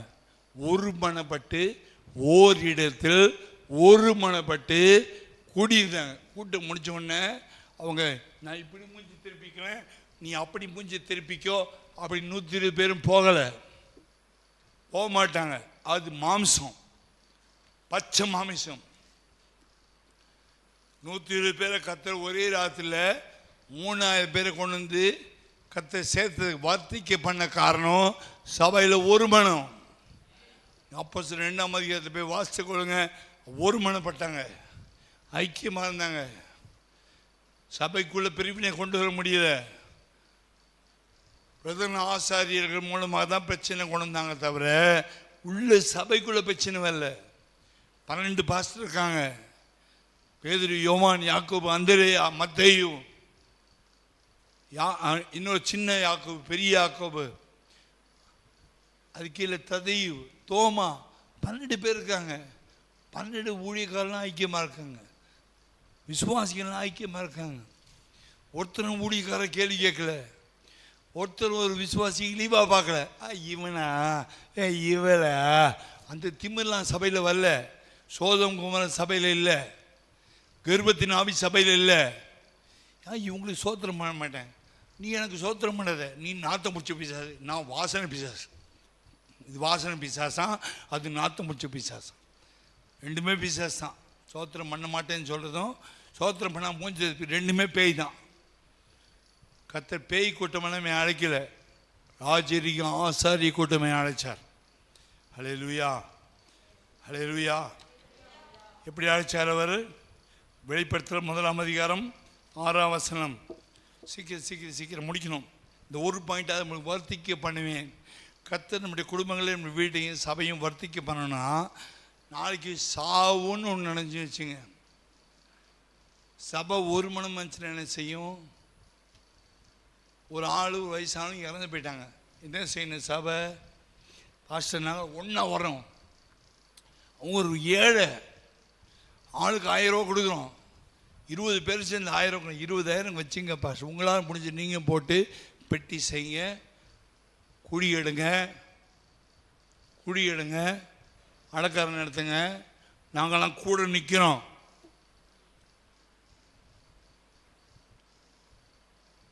அப்படி சபை இருந்துச்சுன்னா ஒவ்வொரு அடக்காரனைக்கும் நாமளே சேர்ந்து ஐக்கியமாக அடக்காரனை நடத்துகிறான். நான் ஏன் கொடுக்கணும்? அந்த கேள்வி தான் எனக்கு என்ன? பெரிய கேள்வி இல்லை. எல்லாருக்கும் ஒரு நாள் சாவு வரும். இது வரைக்கும் எத்தனையோ சாவுக்கு ஒரு 10 ரூபா உதவி செய்தவங்க யாரும் கிடையாது. நானும் கடன் கேட்கும் போது சில பேர் கடன் கொடுக்க மாட்டாங்க. அது பாஸ்டர் பார்த்துக்குவார். நான் பாஸ்டர் அமெரிக்காவிலேருந்து வந்திருக்காரு பாருங்க. அமெரிக்கா ஜெர்மனியில் இருக்கார். கர்த்தருடைய பரிசுத்த நாமத்துக்கு பயப்படாது. அந்த மாதிரி ஒரு சூழ்நிலை வரக்கூடாது. நாளைக்கு ஒரு சாவோ கல்யாணம் வந்துச்சுன்னா சபை என்ன செய்யணும்? வர்த்திக்க பண்ணலாம். நான் ஏதாவது ஏழைகளுக்கு உதவி செய்ய முடியும்னு நினச்சா அது வளரக்கூடாது. ஆத்துமாக்கெல்லாம் தடை பண்ணு பிசாசு சொல்லி வச்சுக்கிறான். சிலருக்குள்ள பிசாசுடைய கையில் இருக்கணும். வளரக்கூடாது சாத்தானுடைய திட்டம். பிரதான ஆசாரியனுடைய ஆசை தான், பரிசேயருடைய ஆசை தான். அப்போஸ்தலர் 3, 4, 5ஆம் அதிகாரத்தில் வாசிங்க. ஆசாரியர்கள் ஊர்ஜனெலாம் கூடி இப்படியே விட்டா இவங்க நிறைய வளர்த்துருவாங்க. வளர விடக்கூடாது. ஆர்எஸ்எஸ் காரணம் தான் செய்கிறான், பிஜேபி காரணம் தான் செய்கிறான், விசுவாசிகளாக தான் செய்கிறாங்க. அவனும் சாத்தானுடைய கூட்டம் நம்மளும் அநேகர் பேர் சாத்தானோட சேர்ந்துக்கிட்டு சபை வளரக்கூடாது. இப்படி தான் இருக்கணும். நான் மட்டும் வரணும், நான் மட்டும் ஆசீர்வதிக்கப்படணும், வேறு வியாதியேசன் வந்து சுகம் பெற்றக்கூடாது, பிசாசு பிடிச்ச வந்து விடுதலை பெற்றக்கூடாது. நான் என்ன மட்டும் காப்ப சாமி கர்த்தர் சொல்ல வர்த்திக்க பண்ணுவேன். வர்த்திக்க பண்ணுவேன். வளர செய்கிறவர் தேவன், வளர செய்கிறவர். அப்பொலோ விதைத்தான், பவுல் நீர் பாய்ச்சினான், வளர செய்கிறவர். நாம் யாராவது விதைக்கணும், யாராவது போய் நீர் பாய்ச்சணும். சமாரிய ஸ்திரீ போய் விதைத்தால் சமாரிய ரட்சிக்கப்பட்டுச்சு. பிலிப்பு போய் விதைத்தான், சமாரிய ரட்சிக்கப்பட்டுச்சு. பிலிப்பு போய் கந்தகிய மந்திரிக்கு விதைச்சான், அவன் ஞானசாரத்து சந்தோஷத்தில் அபிஷேகம் பெற்று வீட்டுக்கு போனான். ஒரு சின்ன பொண்ணு எலிசா அந்த நாகமான் வீட்டில் விதை போட்டா, எங்கள் ஊரில் ஒரு தீர்க்கதரிசி இருக்காரு, உங்கள் வீட்டு எங்கள் எஜமானன்னு இப்படி குஷ்டரோகமாக இருக்காரு, அங்கே அனுப்புங்க. எஜமாட்டியே சீரிய தேச ராஜாக்கிட்ட பெர்மிஷன் வாங்கி இந்த படைத்தலைவனாகிய நாகமான அனுப்புங்கன்னு கேட்டால் விதைத்தாள். அதை வளர செய்து யாரு? மண்டல மசாலா தான் கரெக்டாக பதில் வரும். வளர செய்தவர் யாரு? விதைக்கிறது யாரு? சின்ன பொண்ணு, வேலைக்கார பொண்ணு. எங்க ஊர்ல தேவன் இருக்கிறார். அங்க ஒரு எலிசா தீர்க்கதரிசி இருக்கான். உங்க வீட்டுக்காரர் ஃபுல்லா மண்டல கீழே குஷ்டரோகம் இருக்குது. அங்க போன எங்க தெய்வத்தை நம்புற எங்க தீர்க்கதரிசி இடத்துல அனுப்புனா அவர் சுகமாயிடுவாரு. நான் அந்த ஊரை விட்டு வந்திருக்கேன். அந்நிய தேசத்தில் அடிமை பின்னாந்து வேலைக்காரியை வேலை செய்கிறேன். ஆனால் என் தேவனை விட்டு கொடுக்க மாட்டேன். என் தேவன் நல்லவர். அனுப்பினார். அவங்க அம்மாட்ட சொல்லி, அந்த அம்மாட்ட எஜமாட்டிக்கிட்ட சொல்லி அவனை அனுப்பும்போது எலிசா உள்ள உட்காந்துருக்கிறான். இவன் என்ன நினச்சானா, நான் பெரிய படைத்தலைவன், அதிபதி, சீரிய தேசத்தில் பெரிய சோல்ஜரு, ஆர்மி கமாண்டரு, அதனால் எலிசா உள்ளேருந்து வெளியே வந்து என் உடம்பை தழுவி அப்படியே தழுவி மந்திரவாதி மாதிரி தழுவி குஷ்ரோகத்தை அப்படியே இப்படி தழுவும் போதே அப்படியே வெளியே போய்ட்டு நினச்சான். அவன் என்ன பண்ணான், வேலைக்காரன் பையன் கேஆசி அனுப்பி போய் அவனை போய் யோர்தானில் போய் முங்கிட்டு வர சொல்லு, 7 தடவை முங்கிட்டு வர சொல்லு. சாதாரண ஆளுக்கே கோபம் வந்தால் கண்ணுக்குன்னா ரெட் ஆகிடும். ஆமாம், இவ்வளோ தூரம் குதிரை வச்சு பயணம் பண்ணி சீரியாவில் புறப்பட்டு இஸ்ரவேல் நாட்டுக்குள்ளே வந்து எத்தனை 150 கிலோமீட்டர் 150 மைல் பிரயாணம் பண்ணி சாப்பிடாமல் தூங்காமல் இந்த குஷ்டரோகம் போன அந்த சின்ன பொண்ணு சொல்லிச்சு வந்தால், இந்த ஆள் ஒரு பாஸ்டரான் உள்ளே உட்காந்துட்டான். உள்ளே உட்காந்துட்டு வேலைக்காரன் அசிஸ்டண்ட்டு பாஸ்டர் அனுப்பி, யோர்தானில் போய் முங்கிட்டு வா. என்னன்னு அவ்வளோ பெரிய ஆள் அவங்க பாஸ்டரு, பெரிய சர்ச் கட்டிக்கிறாரா, ஏசி ரூம் போட்டிருக்காரா, ஏசி ஹாலா, 5000 பேர் வராங்களா? ஒன்றுமே கிடையாது. அவங்க இருந்த குடிசை சின்ன குடிசை, எலிசா இருந்த குடிசை சின்ன குடிசை, ஒரு ஆள் தான் படுக்க முடியும். நான் ஒரு சின்ன குடிசை போட்டு பெரிய ஆள் மாதிரி நாடகம் போடுறாரு உங்கள் பாஸ்டர். அவங்களாம் எவ்வளோ பெரிய சர்ச்செல்லாம் பார்த்துருக்கோம், எவ்வளோ பெரிய அவங்களாம் கூட அப்படி கார்லாம் வச்சுருக்கோம், அவங்களாம் கூட அப்படி சொல்ல மாட்டாங்க. சின்ன பாஸ்ட்டு போடா போய் யோதனை முங்கிட்டு வான்னு சொல்லிட்டாரு. அவனுக்கு கோவம் வந்துச்சு, படைத்தலைவனுக்கு கோவம் வந்துச்சு. சாதாரண நாள் கோவம் வந்தால் மூஞ்சி பாருங்க. அப்போ குஷ்டரோகி கோவம் வந்தால் எப்படி இருக்கும், மூஞ்சிலாம் சோர்ந்து போயிடும். அவன் படைத்தலைவன், வந்துச்சு கோவம். அவன் கோவத்தை பார்த்தோன்னே அந்த வேலைக்காரன் தலை கீழே போட்டு, எப்பா இவன் படுற கோவத்தை பட எலிசாவும் சேர்த்து வெட்டிட்டு போயிடுவான் போலக்குன்ட்டு, ஐயா கஷ்டமான காரியத்தை சொல்லியிருந்தா செஞ்சுருப்பீங்க, 10 கிலோ கோல்டு கேட்டால் கூட கொடுத்துருப்பீங்க, அவ்வளோ பணம் உங்களுக்குள்ளே இருக்குது, இத்தனை குதிரைகளோடு வந்திருக்கீங்க, சிம்பிளான காரியம் தான் செஞ்ச சொன்னார். ஒரு யோர்தானில் போய் 7 தடவை முங்கிட்டு போனான்னு சொன்னார். எங்கள் பாஷை சொன்னால் சரியாக தான் இருக்கும். நான் போய் பாஷை சொன்னால் பாஷ் இப்படி சொல்கிறாரு, மூஞ்சி அப்படி சவுந்து போதில்ல. அது மாதிரி நாகமான் மூஞ்சி என்ன செஞ்சிச்சு, சோர்ந்து போச்சு. சோர்ந்து போய் என்ன சொல்கிறான், எங்கள் ஊரில் ஆப்பனா பர்பார் 2 நதி இருக்குது. சும்மா பளிங்கு மாதிரி இருக்கும் தண்ணி, சும்மா கண்ணாடி மாதிரி இருக்கும். இப்படி போனால் உள்ளே வந்தால், உள்ளேருந்து வெளியே வந்தால் ப்ரைட்டாக ஃபேர் அண்ட் லவ்லி போட்ட மாதிரி ஆகிடும். இந்த சாக்கடை டிச்சு தண்ணியில், இந்த டிச்சில் அவன் செப்டி டேங்கு சாப்பாடு இருக்க ஒன்று தண்ணி தான் யோர்தானில் போகுது. இதில் போய் மூங்க சொல்கிற, எங்கள் ஊர் என்ன ஊர், உன் ஊர் தான், உன் ஊர் நல்ல ஊர் தான், நதியில் நல்லா தான் ஓடுது, மக்கள் நல்ல மக்கள் தான், ஃபாஸ்ட் ஃபுட் நல்லா தான் போடுறாங்க, சிக்கன் 65 நல்லா தான் போடுறாங்க, உன் ஊர் நல்ல ஊர், 2 நதி ஓடுது. ஆனால் உன் குஷ்டரோகத்தை உன் ஊர் சுகமாக்க முடியாது, உன் சொந்தக்காரன் சுகமாக்க முடியாது, உன் வியாதி சுகமாக்க முடியாது. ஊர் நல்ல ஊர், ஆனால் குஷ்டரோகம் போக்காது. ஆனால் எங்கள் ஊர் சாக்கடை தண்ணி மாதிரி தான் இருக்கும். சாக்கடை தண்ணி சுகமாக்கலை, கீழ்ப்படிதல் சொல்லுங்கள். போய் கீழ்ப்படினோம். அது நல்ல ஊரோ நல்ல சர்ச்சோ நல்ல பாஸ்டரோ கெட்ட பாஸ்டரோ அது பிரச்சனை கிடையாது, கீழ்ப்படிதல். எப்பா போய் ஒரு வாட்டி கொஞ்சம் முயற்சி பண்ணுப்பா, அவர் சொல்லுறது நடக்கலைன்னா நான் கேரண்டி கண்டிப்பாக நடக்கும்ட்டு சின்ன வேலைக்காரன் சொல்கிறான். அவன் போய் யோர்தானில் போயிட்டு 2 காதை பிடிச்சிட்டு தோப்புக்கரணை போட்டு குப்புன்னு விடுதான். 1 2 3 4 5 6 7 எழுந்தோடனே தன்னுடைய உடம்பு பிறந்த குழந்தை உடம்பு மாதிரி சூப்பர் ஆயிடுச்சு. என்ன தண்ணி, சாக்கடை தண்ணி. சர்ச்சைக்கு போய் எவன் போவேன், அந்த ஆள் அப்படித்தான் சொல்லுவான்.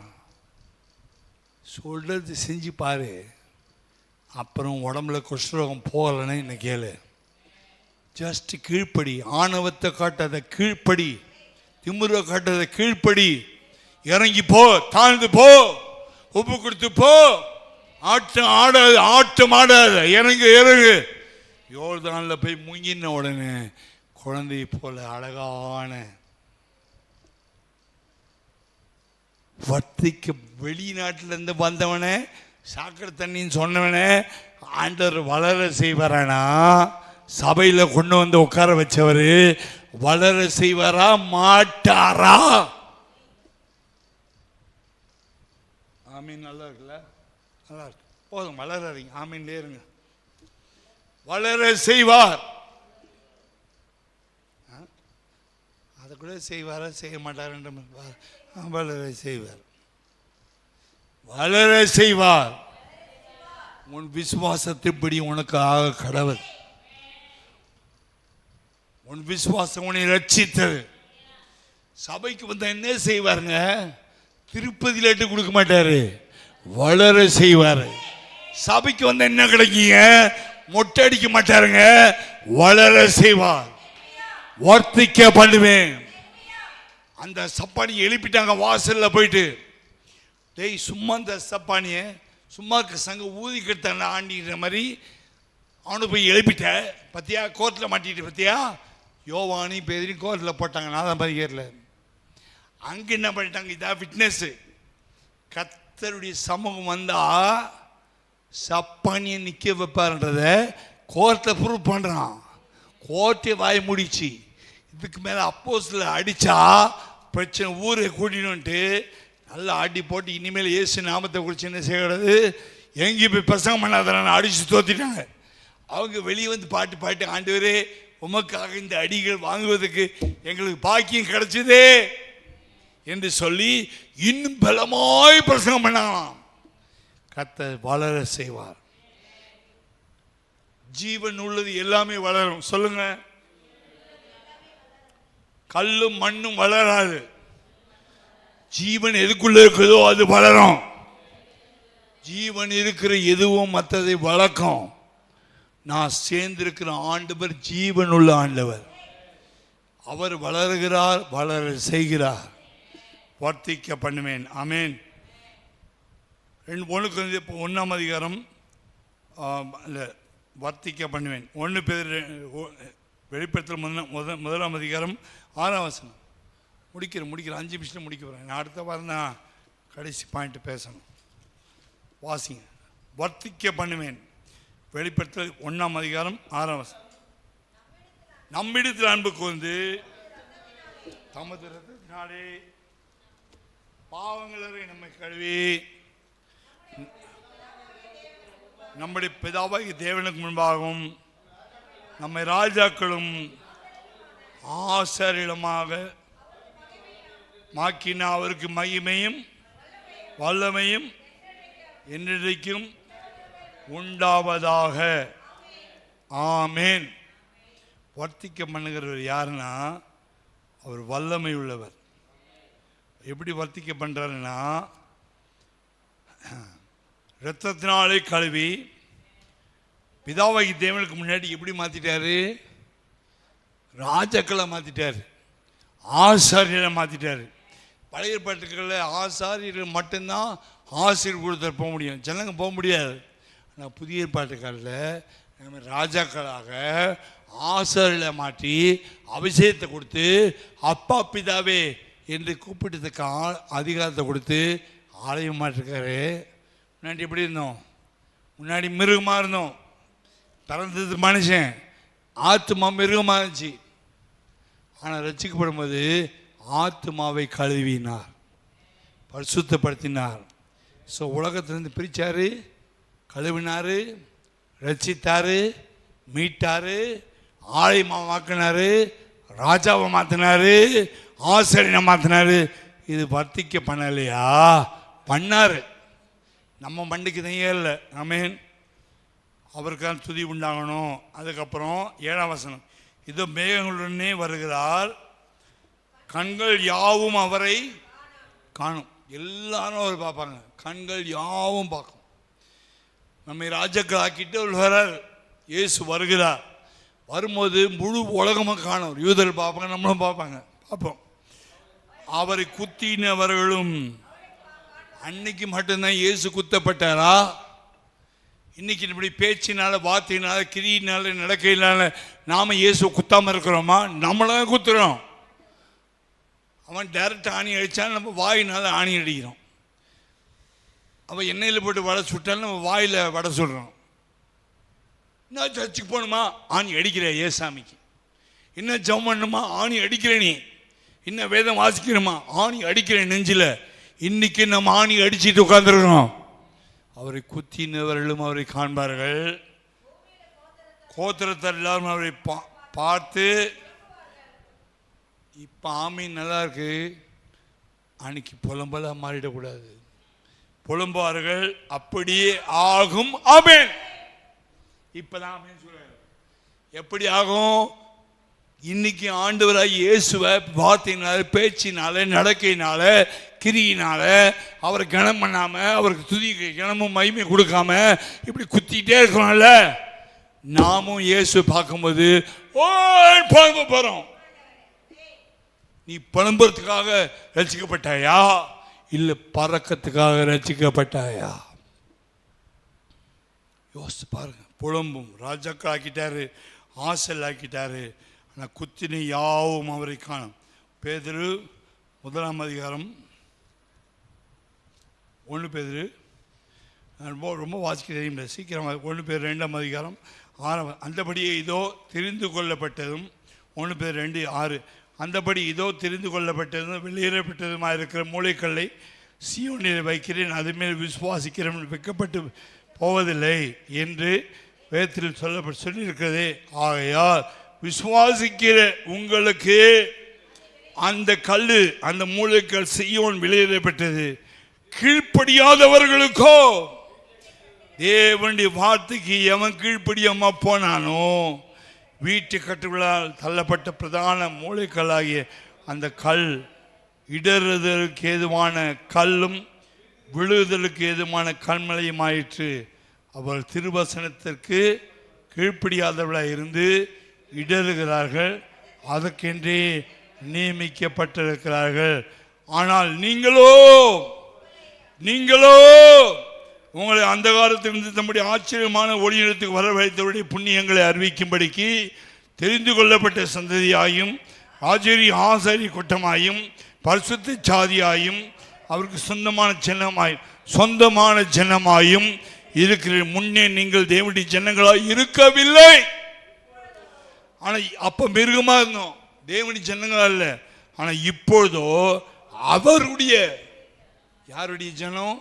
ஸ்டாலினுடைய ஜனம் இல்ல, விஜயுடைய ஜனம் இல்ல, ஏசப்பாவுடைய ஜனங்களா இருக்கீங்க, இயேசுவின் பிள்ளைகளா இருக்கீங்க, ஜனங்களா இருக்கிறீர்கள். முன்னே இரக்கம் பெறாதிருந்தீர்கள், இப்போது இரக்கம் பெற்றவர்களாக இருக்கிறீர்கள். எவ்வளோ பேசாப்பா ஆண்டவர்.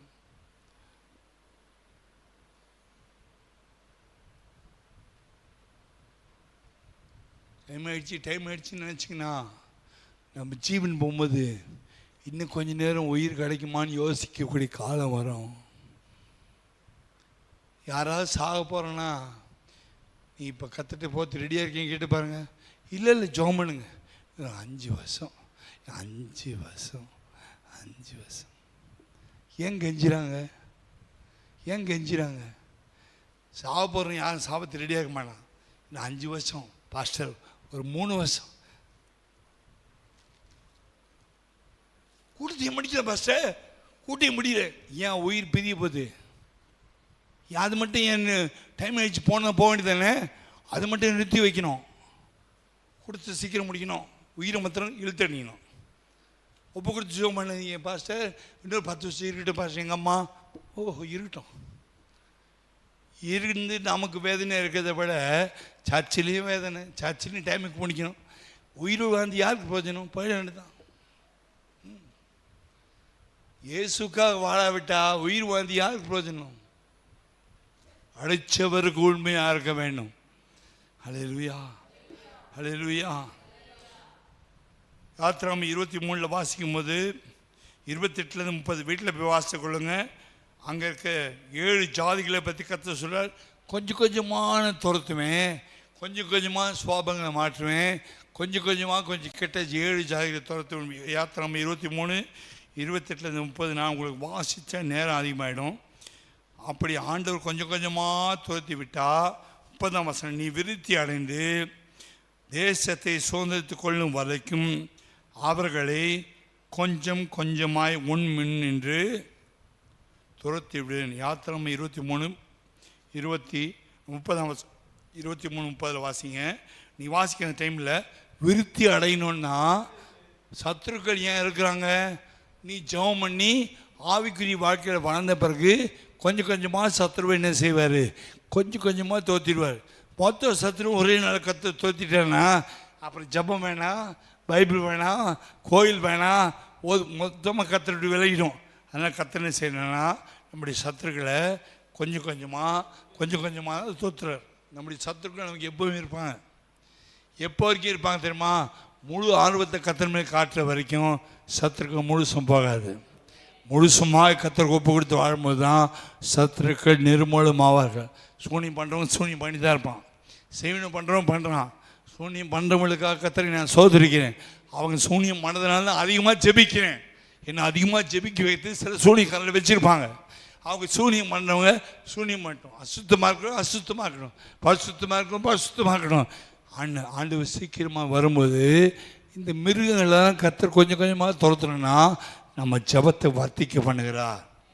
அல்லேலூயா, வர்த்திக்க பண்ணுகிறார். இன்னொரு வசனம் கூட வேகமாக வாசிக்கிறேன். மத்தேயு 28ஆம் அதிகாரம் 19ஆம் வசனம் 20ஆம் வசனம் வாசிக்கும். ஆகையால் நீங்கள் புறப்பட்டு போய் சகல ஜாதிகளை சீஷராக்கி பிதா குமாரன் பரிசுத்த ஆவியினாலே அவர்களுக்கு ஞானஸ்நானம் கொடுத்து நான் உங்களுக்கு கட்டளையிட்ட யாவையும் கை கொள்ளும்படி அவர்களுக்கு உபதேசம் பண்ணுங்கள். உலகத்தின் முடிப்பிறந்த சகல நாட்கள் உங்களோட கூட இருக்கிறேன். அப்போ ஆண்டவர் ஏன் கூட இருக்காருன்னா சுவிசேஷம் சொல்கிறவனுக்கு தான் கத்தர் கூட வருவார். சும்மா இயேசு கூட வருவார், கைத்தட்டி பாடி நோய்கள் பேய்கள் ஓட்டிடுவார். எங்கே ஓட்டுவார்? அவர் கூட வந்ததுன்னு ஓட்டுவார். நீ கூட போய் பிசாசு பிடிச்சவங்களை பார்க்கணும், வியாதிஸ்தர் பார்க்கணும், ஆஸ்பத்திரி கூட செஞ்சோம். அப்போ தான் இயேசு கூட வருவார். அப்போ அது பேய் ஓடிச்சுன்னு சொல்ல முடியும். சும்மா இயேசு கூட சபைக்குள்ளே பாட்டு போன யாருக்கு நம்ம பிரயோஜனம்? கூட வந்தால் பேய் ஓடணும் இல்லை, கூட வந்தால் வியாதி சுகமாக இல்லை, கூட வந்து வீட்டில் போய் சோத்துண்டி படுக்கிறதுக்கா? சபையும் வளர்ச்சி அடையலை, நீங்கள் வளர்ச்சி அடையலை, குடும்பம் வளர்ச்சி அடையலை. நீங்கள் இயேசு கூட போட்டு சாப்பிட்டுட்டு கவுருன்னு அப்போ விட்டு தூங்கிடுறீங்க. என்ன செய்யணும் நம்ம ஆண்டவருக்காக? ஆமின்றது நல்லா தான் போடுறோம், ஆனால் வளரணும், ஆளும் வளரணும், அறிவும் வளரணும். அதுதான் இந்த வளர்ச்சினர். வளர்ச்சி இயேசுவானவன் ஞானத்தின் வளத்திலும் தேவ கிருபையிலும் மனுஷன் இயேசுவே ஊழியம் செய்தார். நான் பல்லூரில் பெரிய ஆள், நான் ஊழியம் செய்ய மாட்டேன்.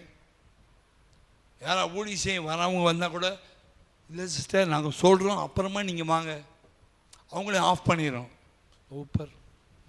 நம்மளும் செய்ய மாட்டோம், செஞ்சு உதவி செய்ய வரவங்க அங்கேயே இருங்க, தாம்பரத்துலேயே இருங்க, நாங்கள் கூப்பிட்டு அனுப்புகிறோம். நாங்கள் கூப்பிட்டு ராஜா இவங்க பெரிய பெரிய மந்திரிங்க, ஹோம் மினிஸ்டர், ஃபைனான்ஸ் மினிஸ்டர், பாச்சிதமெல்லாம் நம்ம சபையில் இருக்காங்க. நாங்கள் சொல்லி அனுப்புகிறோம், அப்புறமா நீங்கள் வாங்க. இவங்க இன்னும் செஞ்சு களைச்சிட்ட மாதிரி ஊழியம்.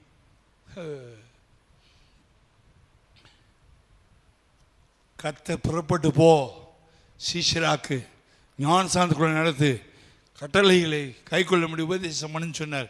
சபை அதை செய்யணும். அதை செஞ்சனால்தான், நான் கொஞ்சம் செஞ்சனால்தான் கொஞ்சம் பேர் ரசிக்கப்பட்டீங்க வந்திருக்கீங்க. நான் ஒன்றும் செய்யாமல் இல்லை, பாஸ்ட் ஆகிட்டதுனால செய்யாமல் இல்லை, இப்போவும் செய்கிறேன். மார்க் 16, லூக்கா 10ஆம் அதிகாரம் 19ஆம் வசனம்.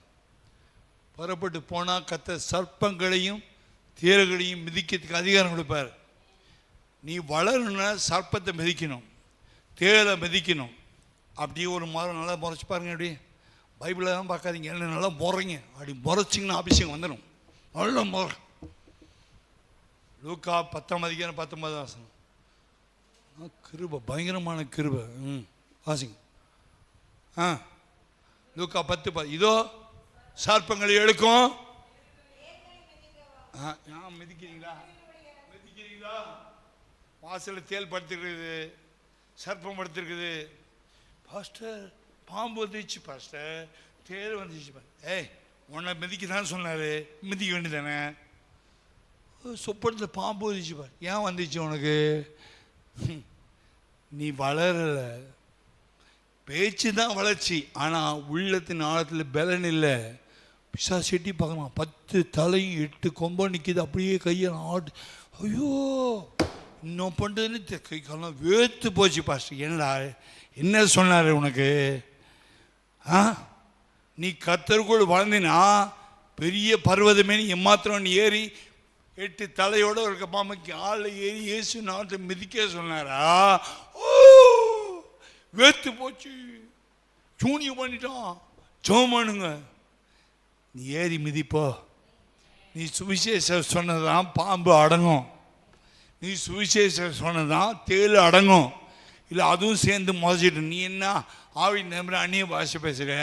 என்னைக்காவது 4 பேர் சுவிசேஷம் சொன்னியா, நான் வீட்டை வந்து பணம் எடுக்கிறேன் பாரு எடுக்கும். அப்போ நீ மிதிக்க வேண்டியது மிதிக்கணும், வேடிக்கை பார்த்துட்டு இருக்கக்கூடாது. யார் அவங்க? 70 பேரை ஊழியத்துக்கு அமிச்சார். அவங்க போயிட்டு வந்து சொல்கிறாங்க, ஆண்டவரே சர்ப்பங்கன்னு தேடலாம், பிசாசுலாம் ஓடிச்சு. ஏய் பீத்திக்காதீங்கடா, பேர் பிசாசு போயிடுச்சான், அது போயிடுச்சு, அதெல்லாம் சொல்லாதீங்க. உங்கள் பேர் சுவிசேஷம் நீங்கள் சொன்னதுனால, பேய் ஓடினதுனால பெரிய பெரும் பாராட்டாதீங்க. உங்கள் பேர் இங்கே எழுதப்பட்டிருக்குது பரலோகத்தில். விசுவாசிகளுக்கு வாயில் வார்த்தை வருத பாரு, பேசின எச்சி பறக்குது, வார்த்தை வருத பாரு. யாரை பற்றியா குற்றப்படுத்தணும், நெருப்பு வாயில் எச்சி வெளியே தெளிக்குது. ஏவண்டிய வார்த்தை வருதா வாயில்? லூக்கா 10 எடுத்து மாசிக்க நேரமாகுது. நீங்கள் ஓப்பனாக 25 வருஷம் விசுவாசி பட்டுன்னு சொல்லணும். 10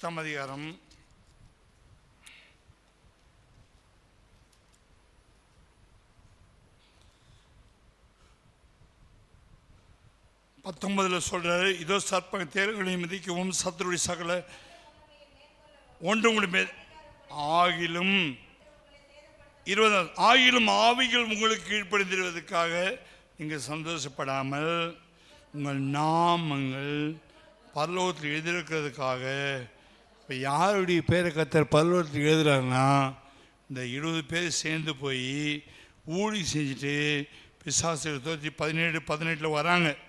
அதை பார்த்து தான் ஆண்டவர் என்ன செய்கிறேன்னா, சர்ப்பம் போச்சு, வியாதி போச்சு, அதை பற்றி பயப்படாதீங்க. ஊழி செஞ்சிருந்தீங்கள, யார் ஊழி செய்கிறாங்களோ, ஆண்டவருடைய நாமத்தை போய் சொல்கிறாங்களோ, சுவிசேஷம் அறிவிக்கிறாங்களோ, அவங்க நாமங்களை எங்கே எழுதுகிறார் தெரியுமா? பரலோகத்தில் எழுதியிருக்கிறார். உன்னை வர்த்திக்க பண்ணனா உன் பேரில் பரலோகத்தில் எழுதணும். ஹல்லேலூயா. பாஸ்ட் இன்னும் ஆளை சேர்க்கறதுக்காக நீ ஊழியம் செய் நான் சொல்லலை. உன் பேரை பரலோகத்தில் எழுதணுன்னா ஊழியம் செய்.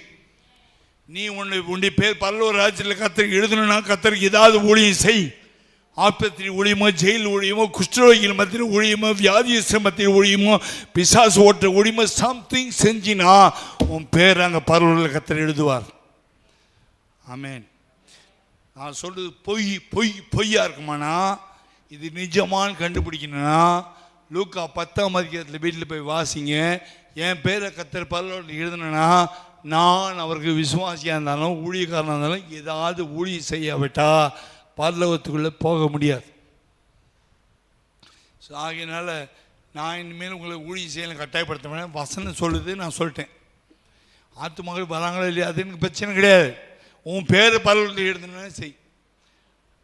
மார்க் 16 17 வசனம் 20 வசனம் வரைக்கும் நான் வாசிக்கிறேன், வேகமாக வாசிக்கிறேன்.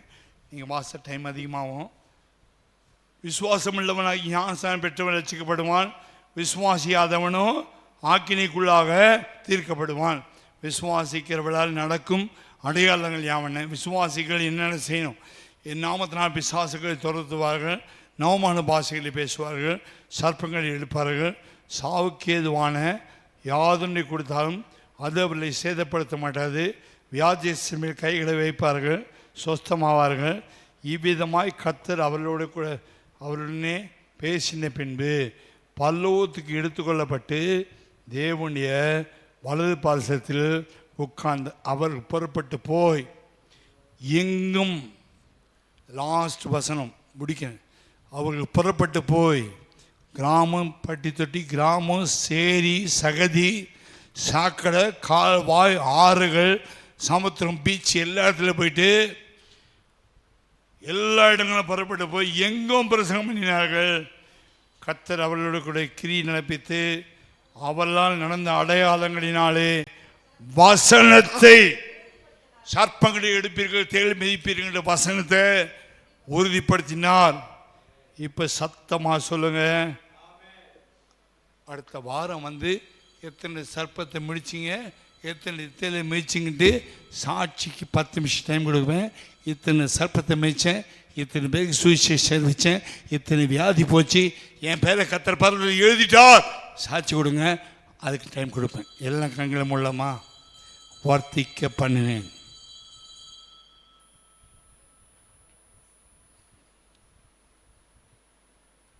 வர்த்திக்க பண்ணுவேன். பிள்ளைகளை வர்த்திக்க பண்ணுவார். ஊழியை செஞ்சுப்பார். வியாதி வராது, பலவீனம் வராது, பிசாசு பிடிக்காது. ரொம்ப தெளிவாக படிக்கணும். நெகேமியா 9:35 நெகேமியா சொல், நானும் என் பிள்ளைகள் இன்னைக்கு அடிமையாக இருக்கிறோம், உனக்கு ஊழியை செய்யாமலும் துர்க்கர்மலை விளங்காமலும் இருந்தபடியால் இப்போ பாபிலோனில் அடிமையாக இருக்கிறோம். ஊழியை செஞ்சால் பாபிலோனுக்கு நீ போக மாட்டேன், உன்னை வர்த்திக்க பண்ணுவேன். எத்தனை பேர் வளரணும் அப்படின்னு சொல்கிறவங்க மட்டும் கை வைத்துங்க. நான் வளரணும், எனக்கு வளர்ச்சி இல்லை, நான் ஒரு சூம்பின கையாக இருக்கிறேன், நான் ஒரு முடவனாக இருக்கிறேன், கண்ணு தெரியாத குருடனாக இருக்கிறேன், ஒரு ஊமையை போல இருக்கிறேன். ஆண்டவருக்கு என் வாயும் என் கண்ணும் என் காதும் கையும் இன்னும் எந்த வேலையும் செய்யலை. இதை கைத்தட்டு ஆமின்னு சொல்லிட்டு போகிறேன். ஆனால் என் பேர் பரலோகத்தில் எழுதப்படுவதற்கு ஞானசானம் எடுத்துட்டேன். உம்முடைய கட்டளையை நான் கீழ்ப்படியில்லை, என் குடும்பத்தை வர்த்திக்க பண்ணுவீராகப்பா. வியாதியஸ்தரை கர்த்தர் சோமாக்க உதவி செய்வீராக. பிசாசுகளை ஓட்ட கிரியை செய்வீராக. விசுவாசிகள் பிசாசு ஓட்டி தான் ஆகணும். விசுவாசிகள் வியாதியஸ்தரை கைகளை வச்சு தோள்பட்ட மேலே கை வச்சு வியாதிகளை நீக்கி சுகமாக்கணும். ஒரு சாக்கடை தண்ணியில் இப்போ கீழ்ப்படிஞ்சு முடுகின உடனே குஷ்டரோகம் போகுமானா? விசுவாசிகள் உங்களுடைய வாழ்க்கையில் எவ்வளோ ஆயிரம் குறை இருந்தாலும் குற்றம் வந்தாலும் நீ பரிசுத்தமாகணும், பேரை பரலோகத்தில் எழுதணும்னா ஏதாவது ஒரு ஊழியை செய். கொலைப்படி இல்லாமல் நல்ல ஊழியை செய், சுத்த மனசாட்சியோட ஊழியை செய். அப்பொழுது கர்த்தர் உன்னை வர்த்திக்க பண்ணுவா.